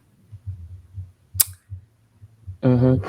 Well, 10 years ago, right now, I would have been 15, Yeah, you would have been 15 until November. turning 16. Yes. Ooh. Because I graduated in 2016. Mm-hmm. So you were 18. Were you 18 I when you wasn't, graduated? You were 17, right? I was 17 when I graduated. Yeah, you were 17 I because you was graduated in May. 18 into my first year of college. Okay. I was 18 when I graduated, and I started college at 18 as well. Yeah. I'll be 22 when I graduate college. Must be nice. No, that's it's a long time. 20. Say I lived 22 years. Oh my god, man. The double digits. Two. CT, you don't even remember 9/11. It's not like an accomplishment or anything. No, I wasn't even here. They wasn't even in the process of me at the No, time. you don't even remember George Bush. Gone. No, I don't. Everybody You said barely remember Barack Barack, Obama. but I was 5 years old when Barack Obama became president. Mm, I was Yeah, in no, I'm junior sorry. high. I'm sorry. I was 4 years old. It was because the election was in November 2007. I turned 5 years old a month after he got into office. I was in fifth grade. I remember because everybody used to say my Lambo black and my president is too or something like that. And then you Obama. They used to do that. Like Yeah. I remember that. Yeah, I was in fifth Yeah. grade. It was junior high. In 2012, when he got reelected, I think I was almost 10, so 9 or 10, so Wait, 8. you wanted? Oh, you don't remember Beyonce? I told you I don't remember peak Beyonce. The Beyonce that I really started to like remember stuff was 2010, 11, 12, 13 Beyonce. Drunk in Love Beyonce. That's my Beyonce. I didn't get Crazy in Love. I didn't get Destiny's Child Beyonce. So Dance for You. That wasn't my era. Tonight I'm going to dance. No, that wasn't me. Some That spearhead went down the road. that's all you. You got her in I got the gagged real prime bad. years. I got. We woke up in the kitchen, said how that one. Oh baby, And drunk in that was probably love. the only era of Beyonce I wasn't in. Yeah. Now I'll go back and play the old records, but that wasn't my time. Dog. Cause I remember when Crazy in Love dropped on B on 106 in Park. Baby, that was huge. Yeah, That was yeah. huge. You don't remember Sierra? It was eat the cake anime. See, oh, I remember. Yeah. That's my Beyonce. I'm telling you. You don't remember? Um, I ain't never had nobody show me all the things that you do, show me your with feelings. Bow Wow, no, Yeah. I didn't catch peak Bow Wow neither. I said Lil Bow Wow. I was too young. Playing Man, basketball, Bow Wow. I didn't watch Like Mike till I was like 12 years old, bro. That's the Like first Mike time is I one of seen the Like Mike. first movies I remember. That was like one of the biggest movies of that little stretch. That's one of the first movies I remember. Yeah, I remember the Bow Wow I know is Lottery Ticket Bow Wow. That's how young I am. Who is that? What is Lottery Ticket? When he did Oh, the movie. the movie Lottery Ticket. Oh yeah, I forgot. Yeah. I didn't catch the whenever he was an artist like you. I know. Now I go back and listen to the music now, but that wasn't my time. That's wild. It is wild. You gotta think that my generation. You don't People remember that Usher? wait, Prime Usher? No, I don't. I don't remember peak Usher. With Let It Burn, I was just starting to get aging when Let It Burn came out. Yeah. Or Confessions. I think I wasn't even born yet. Was I? When Confessions came out? What was that? Oh, 2004? 04. I was a year old. I just turned 1 year old when Confessions dropped. I was a year old. You just realize how young I am? No, it's just because I have timestamps with music, and so it'd be so Man. wild when people don't remember it because it's like, oh my No. gosh, you weren't born. No. Whenever he came out with My Boo and Confessions and all that stuff, I was a year old. I was just turned 1 year old February 9th. He dropped Confessions March 23rd, 2004. So that means you definitely don't remember Ashanti. I had the music played in my household, so I know the songs. But whenever Do you she remember first Keisha came, Cole? How old were you when Keisha Cole hit? Ke, Ke, Keisha Cole, that was like 06, 07. Yeah, I remember. I remember some of her. You don't remember Fantasia though. I don't remember Fantasia. I don't. I Remember really don't remember. that first Fantasia CD? I still got it to this day, and it I got don't Baby Mama on it. see. Even like Prime Alicia Keys, I don't remember because that's what my name. That's what my actual name came from. Was Alicia Keys? I don't remember. I remember Alicia Keys. My dad loved her though. He named her after me. Fun fact, by the way. Yeah. Oh my I god! don't remember. I don't remember, man. But all that music that you listen to, that was played in my household weekly. So I know all the songs. So But you what? remember Chris Brown? No, the music was played, but I just don't. I can't say yeah. I was here when this album came out. I don't know. I was playing video games. I was in a Or diaper. Rihanna? Prime Rihanna. I don't know about Prime Rihanna.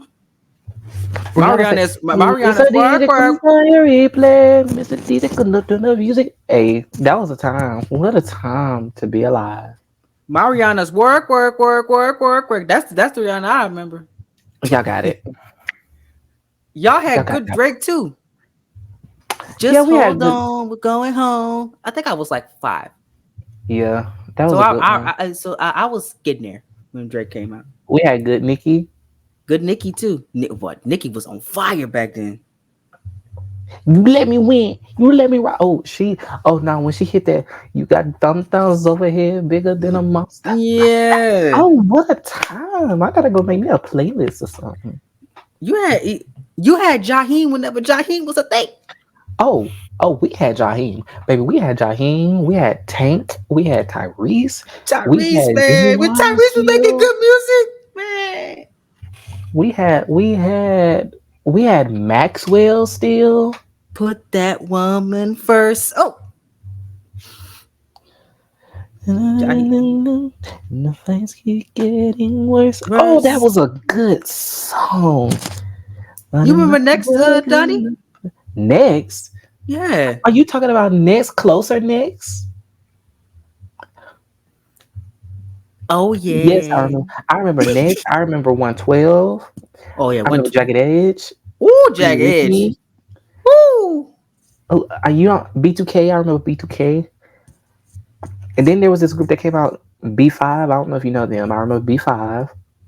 I don't know them. I'm trying to think of who else. I don't know B5 now. Yeah. Oh my gosh, I feel old.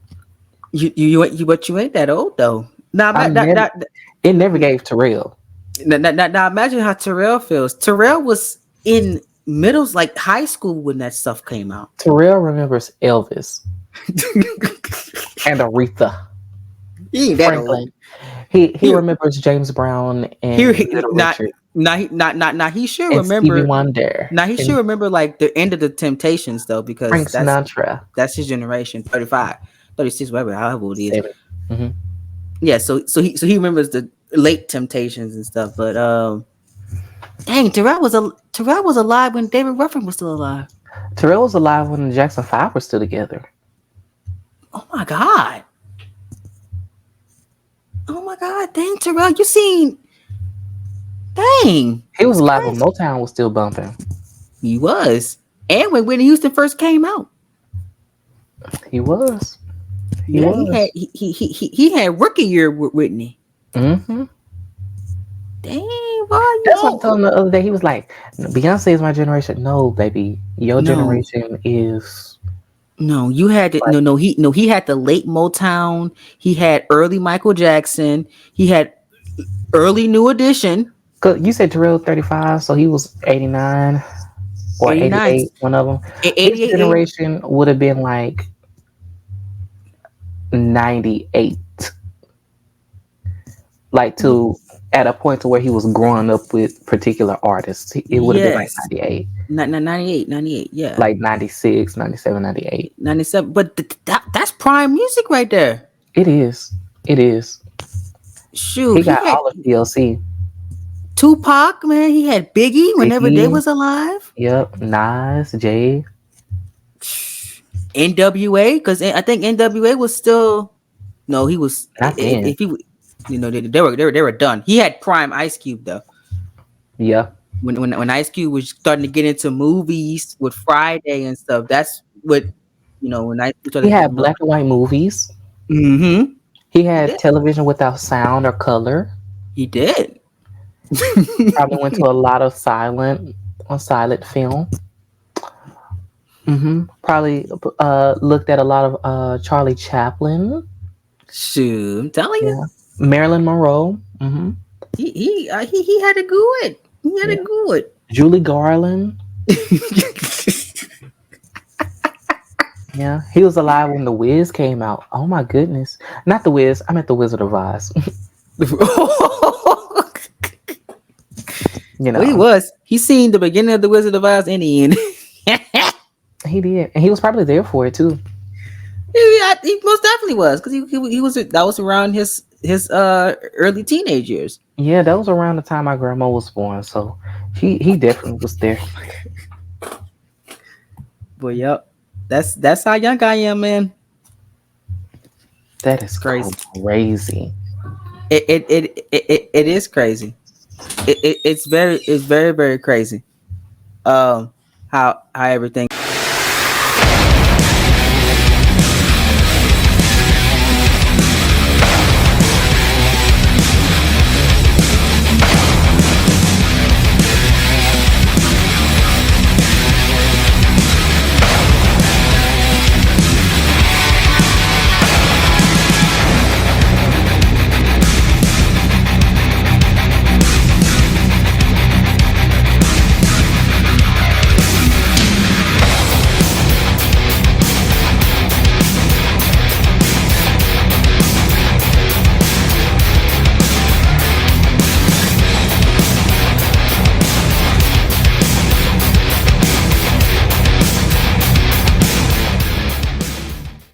Yo, what's up? It's your co-host J&W Boss, and we would like to welcome you to the Hot Tag Podcast, where two dudes enjoying their love of professional wrestling, though the love we have for each other is a little, complicated. Well, you're damn right, man, because all the time I'm trying to talk some serious stuff. You're WWE, AEW, and you're bringing that hot garbage of Impact Wrestling here, man. Dude, freaking intro. Can you not right now? Please. Fine.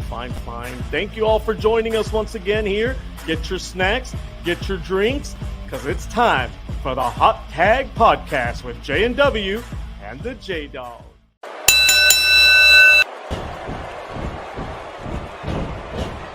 I feel like Seth Rollins is a business guy anyway, and you know he all of a wouldn't sudden want to because do you that was just to talking anybody. shit about him 2.5 I was seconds gonna say, ago. what happened? Them tables definitely. But again, I thought that Jonathan Cena was the Oh, you guys are same friends, way. though. Okay, Johnny Boy. I used to call him Johnny Boy when I was little. You I still thought little. he was the same way. He was like, hustle, loyalty, respect, man. And then he just went on to do Hollywood. I was like, damn. Okay, Cena, you talked all that smack in 2012 when I was like 8-9 years old. Now I'm like 21 years old. You in movies now. You're not like 21 years old. You are 21 years old. Barely years old. Okay, I'll use a metaphor, Terrell. A metaphor. All right. Let me use my That metaphor. wasn't a metaphor. I was to say, That's not what a metaphor is. where's the English professor? Because I'm all of these blunders, CT, ain't no way you made it through English 101.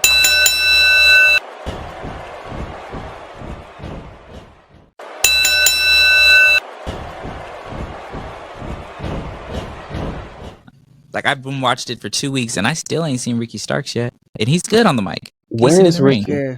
Where is Ricky? Where is Big Ricky? Cass, or whatever that guy's name is now. Big Cat. Where is he He's too? literally from my state. Like, where is he at? Come on, Ricky Big Boot now. Yeah, he is from the boot, okay? And it's very, very frustrating that he gets pushed. He has these moments on TV that he just disappears.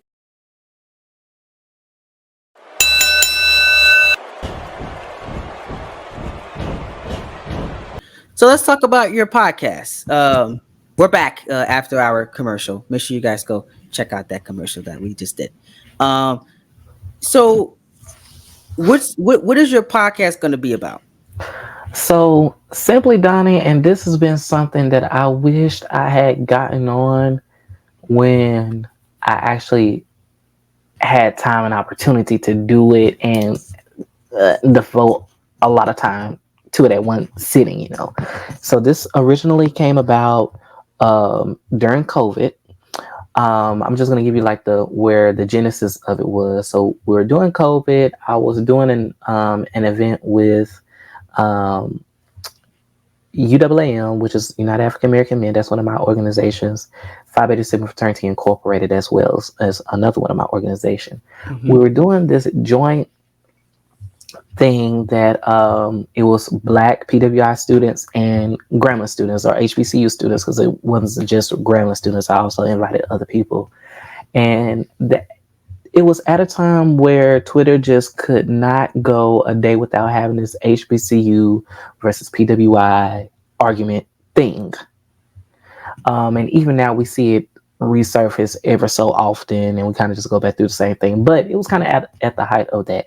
And so I was able to organize a whole forum discussion type of deal to where we were all able to see that at the end of the day, we are just Black students looking for education. At the end of the day, realizing that at a certain point, this opportunity wasn't afforded to us. Okay. And so I really enjoyed it. I really, really enjoyed it. And one of my friends, he was like, you know, you are really kind of like good at that. You should do it. And so it kind of been on my mind since then. Then was probably jump forward a year and a half, couple years later. Louisiana Tech's public relations team invited me to be on their podcast. And it was about diversity, equity, and inclusion.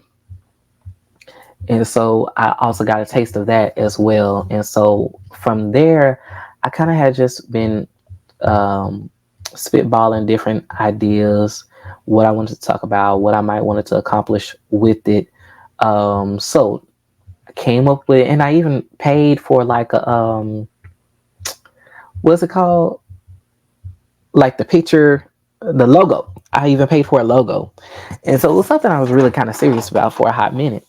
I wanted to really just give it a name that wasn't too much. And I was like, Simply Donny is very simple. It's very, for no pun intended, it's very simple. And it's very, for what I wanted the purpose to be, I feel like the title served it.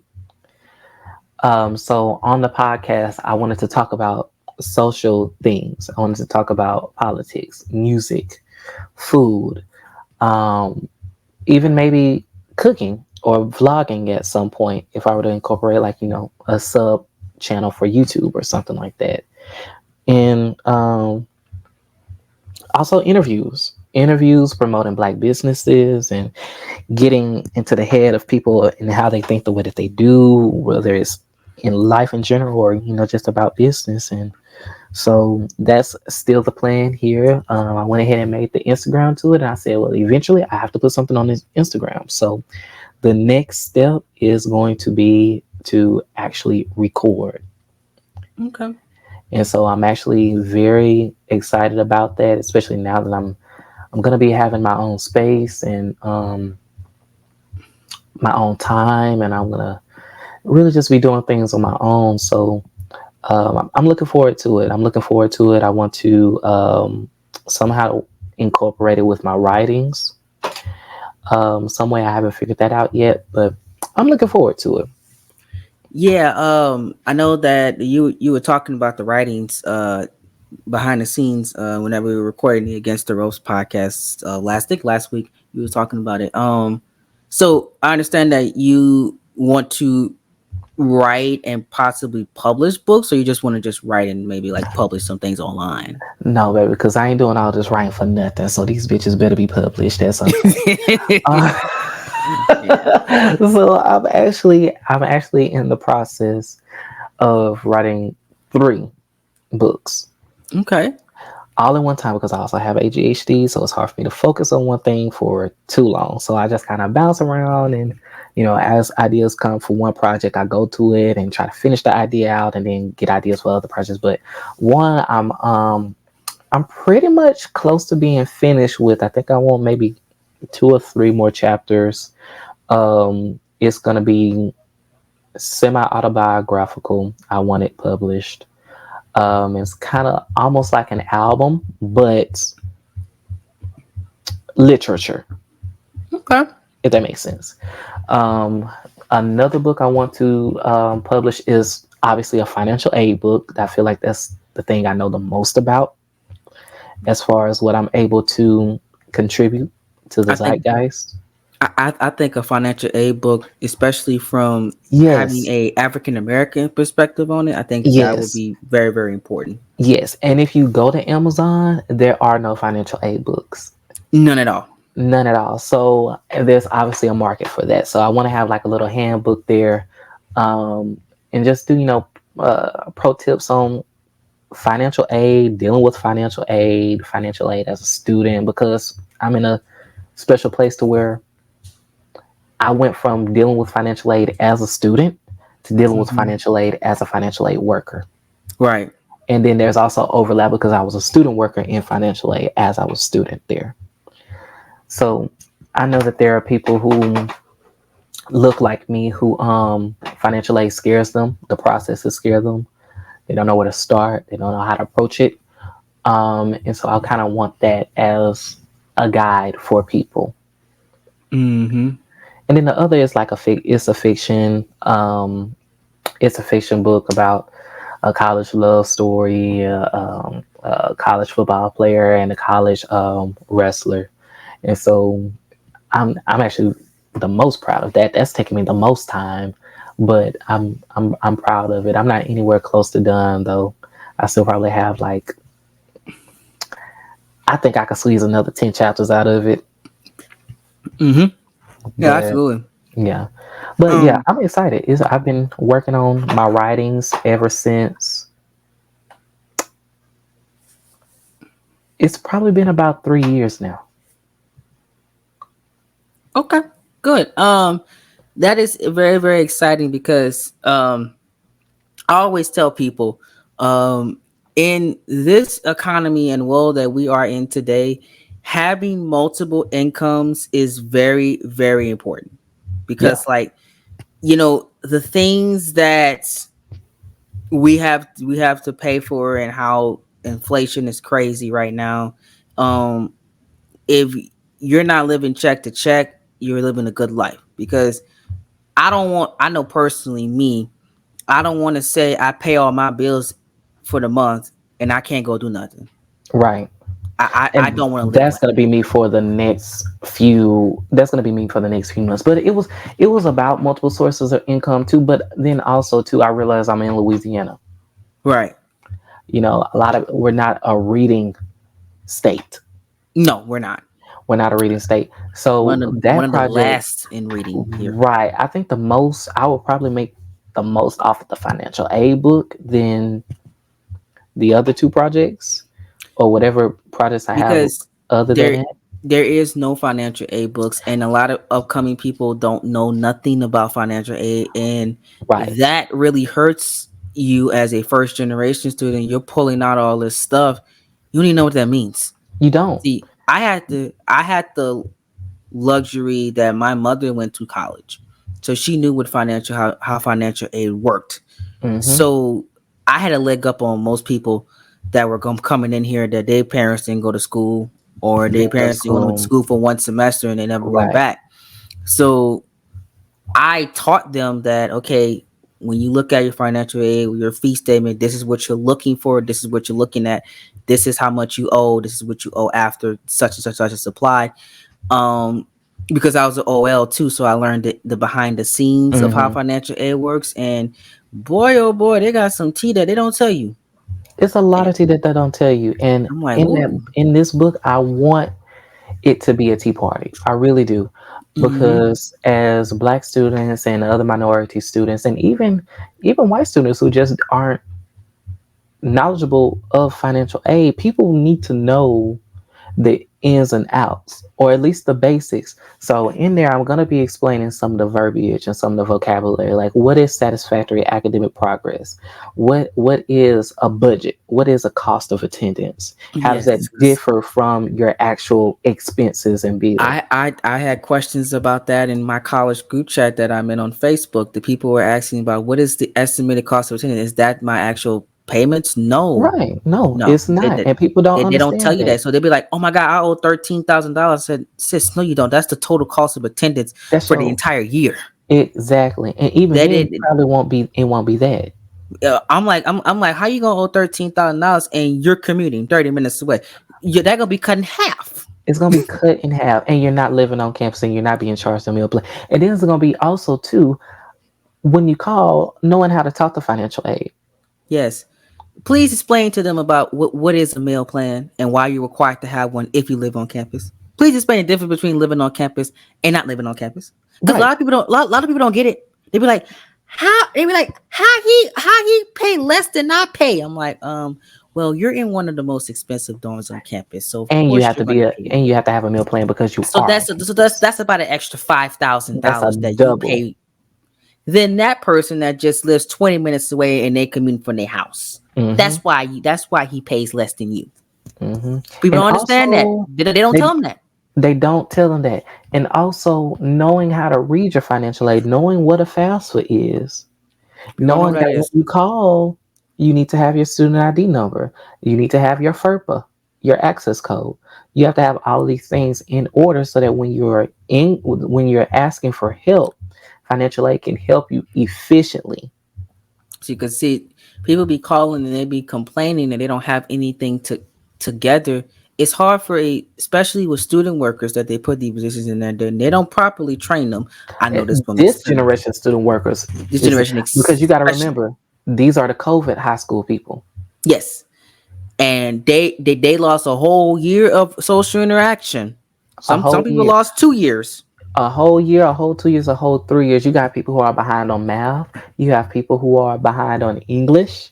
You For have sure. people who are behind on just It's like you said, social interaction, so interpersonal it's communications. It's it's scary. so you It's have to help scary how yourself at this point. these people are coming to school. I'm like, bro, you can't read a one-page instructions. Like, what are you not comprehending? Like, this You can't is read your syllabus. some people that they don't. I'm gonna leave that alone. Some people don't read them. They be like, well, what does this mean? I'm like, it's just breaking down your grades. Hmm. Don't read your emails. I'm gonna put emails in there because students don't read their financial aid emails. They don't.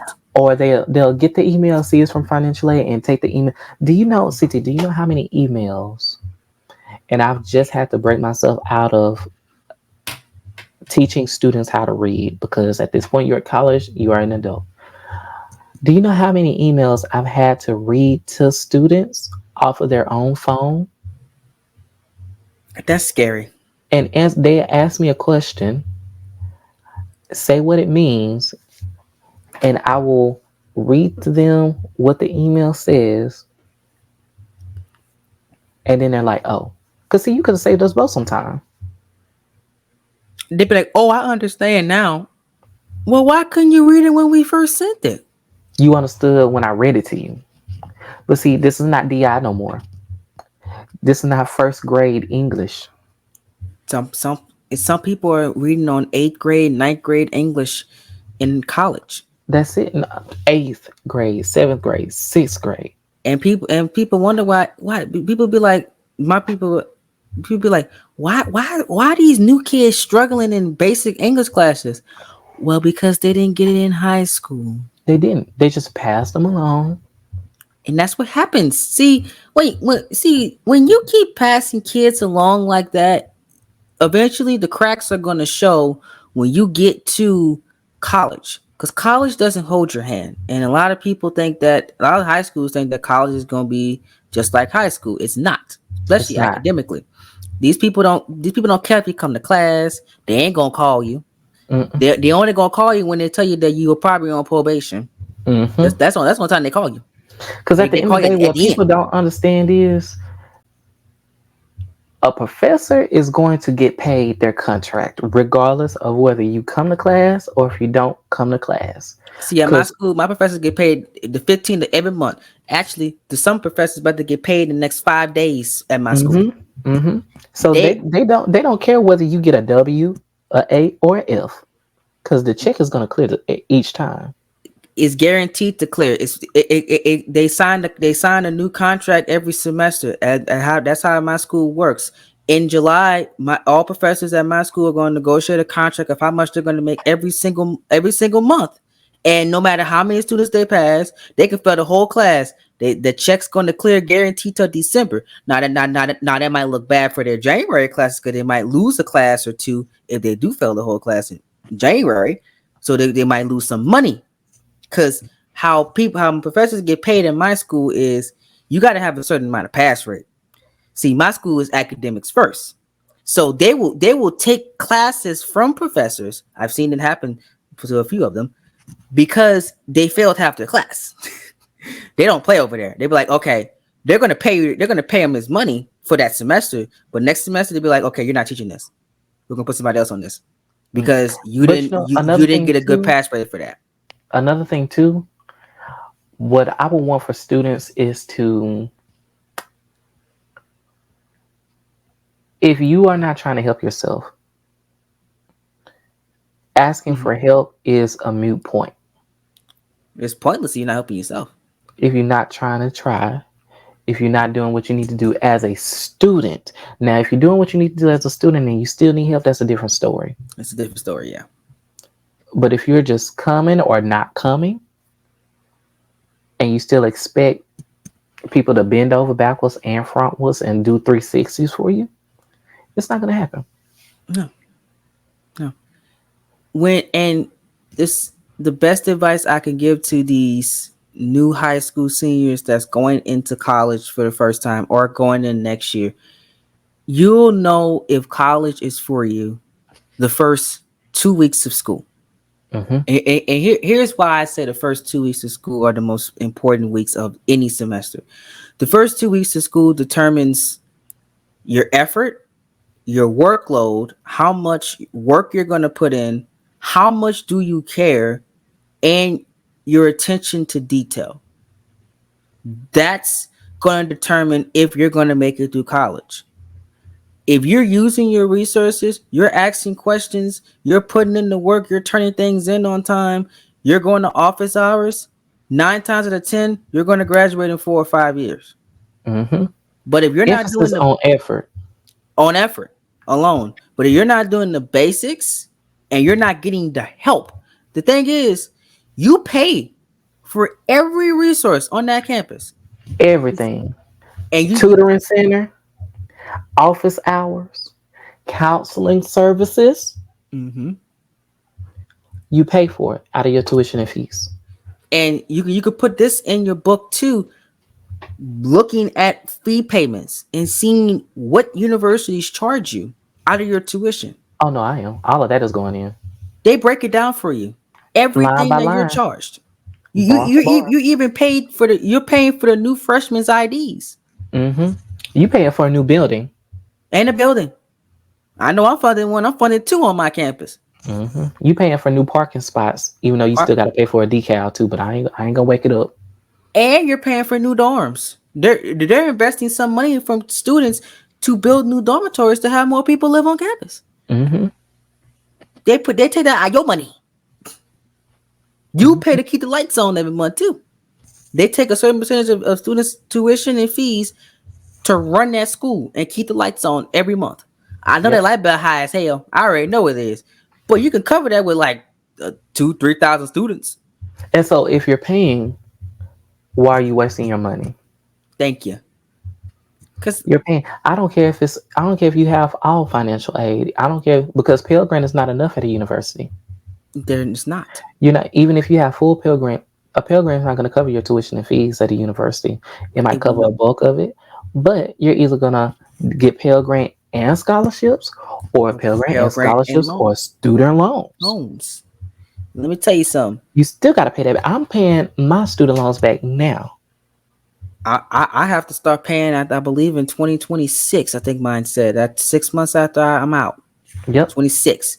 So, and the most embarrassing thing to me is going, having loans, and not finishing.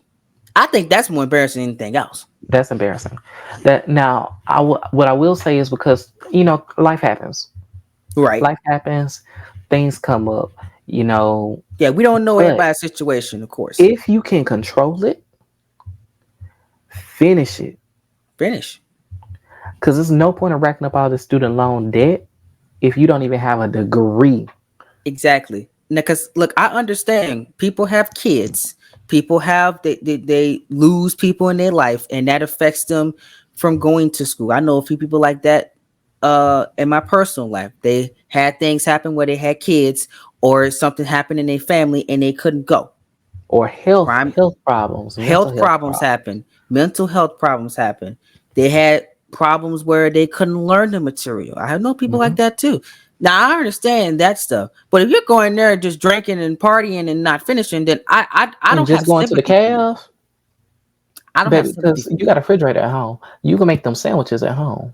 Come on, Why are you paying good money to eat at a calf and not go to not class? You've been no showed out of your class. You got W's, you got F's. not and not going to class, a class that you paid for. Not doing your homework. I don't get it. Me either. I That's the never type will. of people I don't get. I will never get it. I never get it. You're just But you know what wasting I do? What I your did time. get? You know Mm-hmm. what I did get? Yep. My degree. How Agree. about that? Come on. I got And mine, so I need y'all to get yours. exactly. At the end of the day, that's all that matters is getting your degree. That's it. And don't I let don't care if it takes you nobody 7 years. You don't got let it. nobody tell you that your degree is worthless because even McDonald's is starting to make people have to graduate high school first. So if McDonald's is setting a standard for at least high school, what do you think the rest of these other businesses are going to do if you don't have at least an associate's degree, if you don't have at least a bachelor's degree? It's if in corporate America, especially a place like higher education, the minimum is a bachelor's. Minimum. They're not even. They won't even look at. I mean, I'm telling you, I worked in admissions. I worked for a university for a whole year. They will not look at your resume if it does not say bachelor's degree. I Mm-mm. guarantee you, they throw it in the trash. They do. Now, if it was 15 years ago, it'd Then be different. yes, it'll be very different. But Because my they've auntie, had to raise their standards. my auntie was she was employed through the state, but she was financial aid. She's been working had been working financial aid for close to 40 years, and Mhm. she hadn't had a college degree. She graduated Louisiana Tech University with a general studies degree, her literal last year in financial aid Wow, wow, because there was a job opening, and the job opening required what? A bachelor's. a bachelor's degree. Even though she had 40 years of experience, probably one of the most experienced, not even probably one of the most experienced office people in the office, Mm-hmm. and she couldn't move up because she didn't have a bachelor's degree. And that's what I'm telling you. So when y'all hear this doom and gloom, oh, college is worthless, college is a waste of time. Let me tell you something. Having that degree is going to be very, very key in the next 5 to 10 years. I'm It, telling it you, is. It is. And then you have to think about it like this. People fought for us to have this opportunity. they did. People fought for us to have the chance to even get an associate's or a bachelor's or a master's or a doctorate. We're seeing Especially an at some of these influx in universities. black doctorates. We've seen an influx in black doctorates. We've seen an influx in black masters. Mm-hmm. So we have to take these things seriously. Take your education seriously because at the end of the day, can't nobody take your education from you. They can't. They can't take that degree away from you in the 4 years or however long it took you to get that. Especially when you have doctor behind your name. That's hard to do. You got to do research to get that. Right. A I PhD ain't for graduated everybody. with like 5 people, and they've made me just feel so unaccomplished because they are now doctors. Juris doctors, doctors in psychology. Like they are doctorates. And Doctors here I that, am, a financial aid manager. but see, comparisons to thief of joy, you're on your own journey. It is. It is. I had to learn that. I had to learn That's that it. because we all I have our had own to walk. learn that too. I had to We learn that all too. have our And own walk. it's good to have people like that in your circle because that's gonna push you to get there yourself. Simple Yeah. as that. That's how Now, it works. I ain't never getting to no doctors because I don't want that. But Yeah, yeah, they I was gonna say definitely push you to do better. a doctorate degree ain't for everybody. I know I know two of my friends said they're gonna stop at bachelor's. I said that's okay. It's And that's fine. fine. That is completely fine. Like for me, I know Nobody I'm not nobody gonna going take after the that bachelor's doctors away from you. at all. I'm not going after the doctors because my heart is in the arts. My heart is not in corporate America. Mm-hmm. So doctors is not in my interest. I like music. I like performance. I like stage. I like acting, characters, all of this stuff. I am not. Mm-mm. Mm-mm. No, it I can have ain't for these everybody. doctors. It's not for everybody. See, But congratulations. I want the doctor because in STEM because no one in my immediate family is a doctor. Same. That's why I want to be the first doctor in my family, in my immediate family. And you should. You can. Like you should. Yes. You should totally do that. That's why I'm getting it. People have different reasons to get it.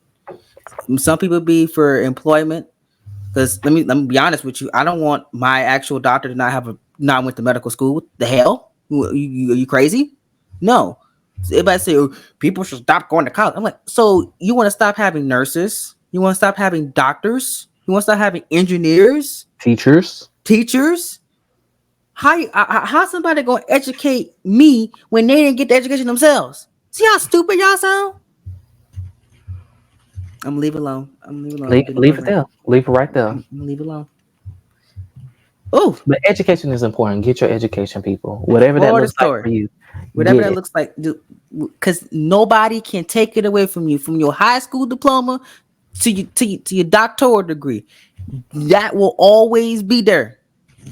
Even if it's a GED, baby, they can't take it from you because They it's can't yours. take it away because your name is on it. You earned that. Hmm. There has to be a certain type of standard that you had to meet to get whatever you got. And you got it. You got it, and you should be proud of that. But we through. I don't got nothing else for you, man. We've been talking for a long time. 2 hours, and we said 1 hour's tops, and then it Yeah. just went to 2 hours, just like that. Yeah, we talked another hour. No, it's because we spent an hour talking about on whatever tangent we were on in the beginning. Yeah. We went on like 2 or 3 tangents on generations of music, and now we had another tangent on education. But it was all fun. It was all fun. See, that's the thing. That's the thing about podcasts. Podcasts could be 2-3 hours, not a problem. Not a problem. No, it's long as the conversation is enlightening and you're entertaining the audience, people don't care. And it was natural. I love listening to long videos because I could clean the house up, do some homework, whatever, do what I gotta do, and the video's still going on. Now I gotta figure out what something else I need to watch. And it's long enough. Pass the time. It's an easy way to pass the time. Exactly. Yeah. But it has been a pleasure. I really want to end now because I know you got stuff to do. You gonna have a long weekend once you get your rest in. It's been a pleasure, man. I had fun. This is something we gotta do again. Might have to go on your podcast. Definitely, like literally, I had so much fun. First of all, I want to come back to your podcast, and I want you to come to mine. So we'll set that up, and you're gonna have to help me set it up. First of all, you gotta help me set it up. Yes. We're gonna set that up. I'm gonna send you everything to get set up. It's really, really easy. I promise you, it's one of the easiest things. I'm to get set overthinking up. it. That's what it is. I'm overthinking. Yeah, you're really overthinking it. But it's really easy and fun to get set up. But this has been the Coletrain Interviews. This has been the Train Talks podcast. It has been a pleasure for you guys to spend time with us tonight or whenever you're watching this. Hit that like button, subscribe down below. Donnie, can you tell the people where they can find you? Your links The will be in the people can description. find me wherever Donnie can be found. First of all, you can find me on Twitter and Instagram at Donny Hokuto. And you can also find me on TikTok, I believe, also at Donny Hokuto. Pretty much everywhere. Also, if you have financial aid questions, I don't know if you will, but if you do, I will be gladly become your favorite and personal financial aid counselor, as that is what I do for a job, for a living, and Yes. have for the last 8 years. And he works in higher education. So if you have any college questions, I know some people have college questions that y'all send me. You can also send it to him as well, because he actually works within the college system. I have not worked in financial aid or anything for the last 2 years. Yep. The last time I worked in financial aid was in 2022, so it's been a little minute for me. But it was a pleasure. You can also catch us. You want to hear more from us as well? Catch us on the Against the Ropes podcast. That links will be in the description down below. We have a podcast almost every week, and we'll definitely be talking about the upcoming NXT pay-per-view, the news in AEW with Tony Khan and Ricky Starks. He wants to bring Ricky Starks back to TV. Where is Ricky? But still, where the hell is Ricky Starks? Where the Still fuck has is Ricky Starks? Still has not been seen. That's all right. Also talking about the things in WWE with the expiring contracts, etc. Want to hear our thoughts and opinions on that? Go check out the Against the Ropes podcast with me, Terrell, and Donnie, are your host of that podcast. Yes, come hear what we have to say, and come hear CT repeat it. Yes. It is great. It's a great time. We be phenomenal or be forgotten over there. Just saying. And and we have a great logo and great shirts coming out too. We do. Awesome. Stay tuned. It's gonna be awesome. So stay tuned, because the coins are about to be coining soon. And always remember, best revenge is your paper. Exactly. If you didn't get anything out of this podcast, if somebody tell you something, the best revenge is the money. Promise. Shout out to Terrell. Shout out to my siblings. I love y'all. Thank you, Mama. Thank you, CT. Thank you, God, for this opportunity. Amen. The God is good all the time. And I will see you guys in the next podcast. Peace out, y'all.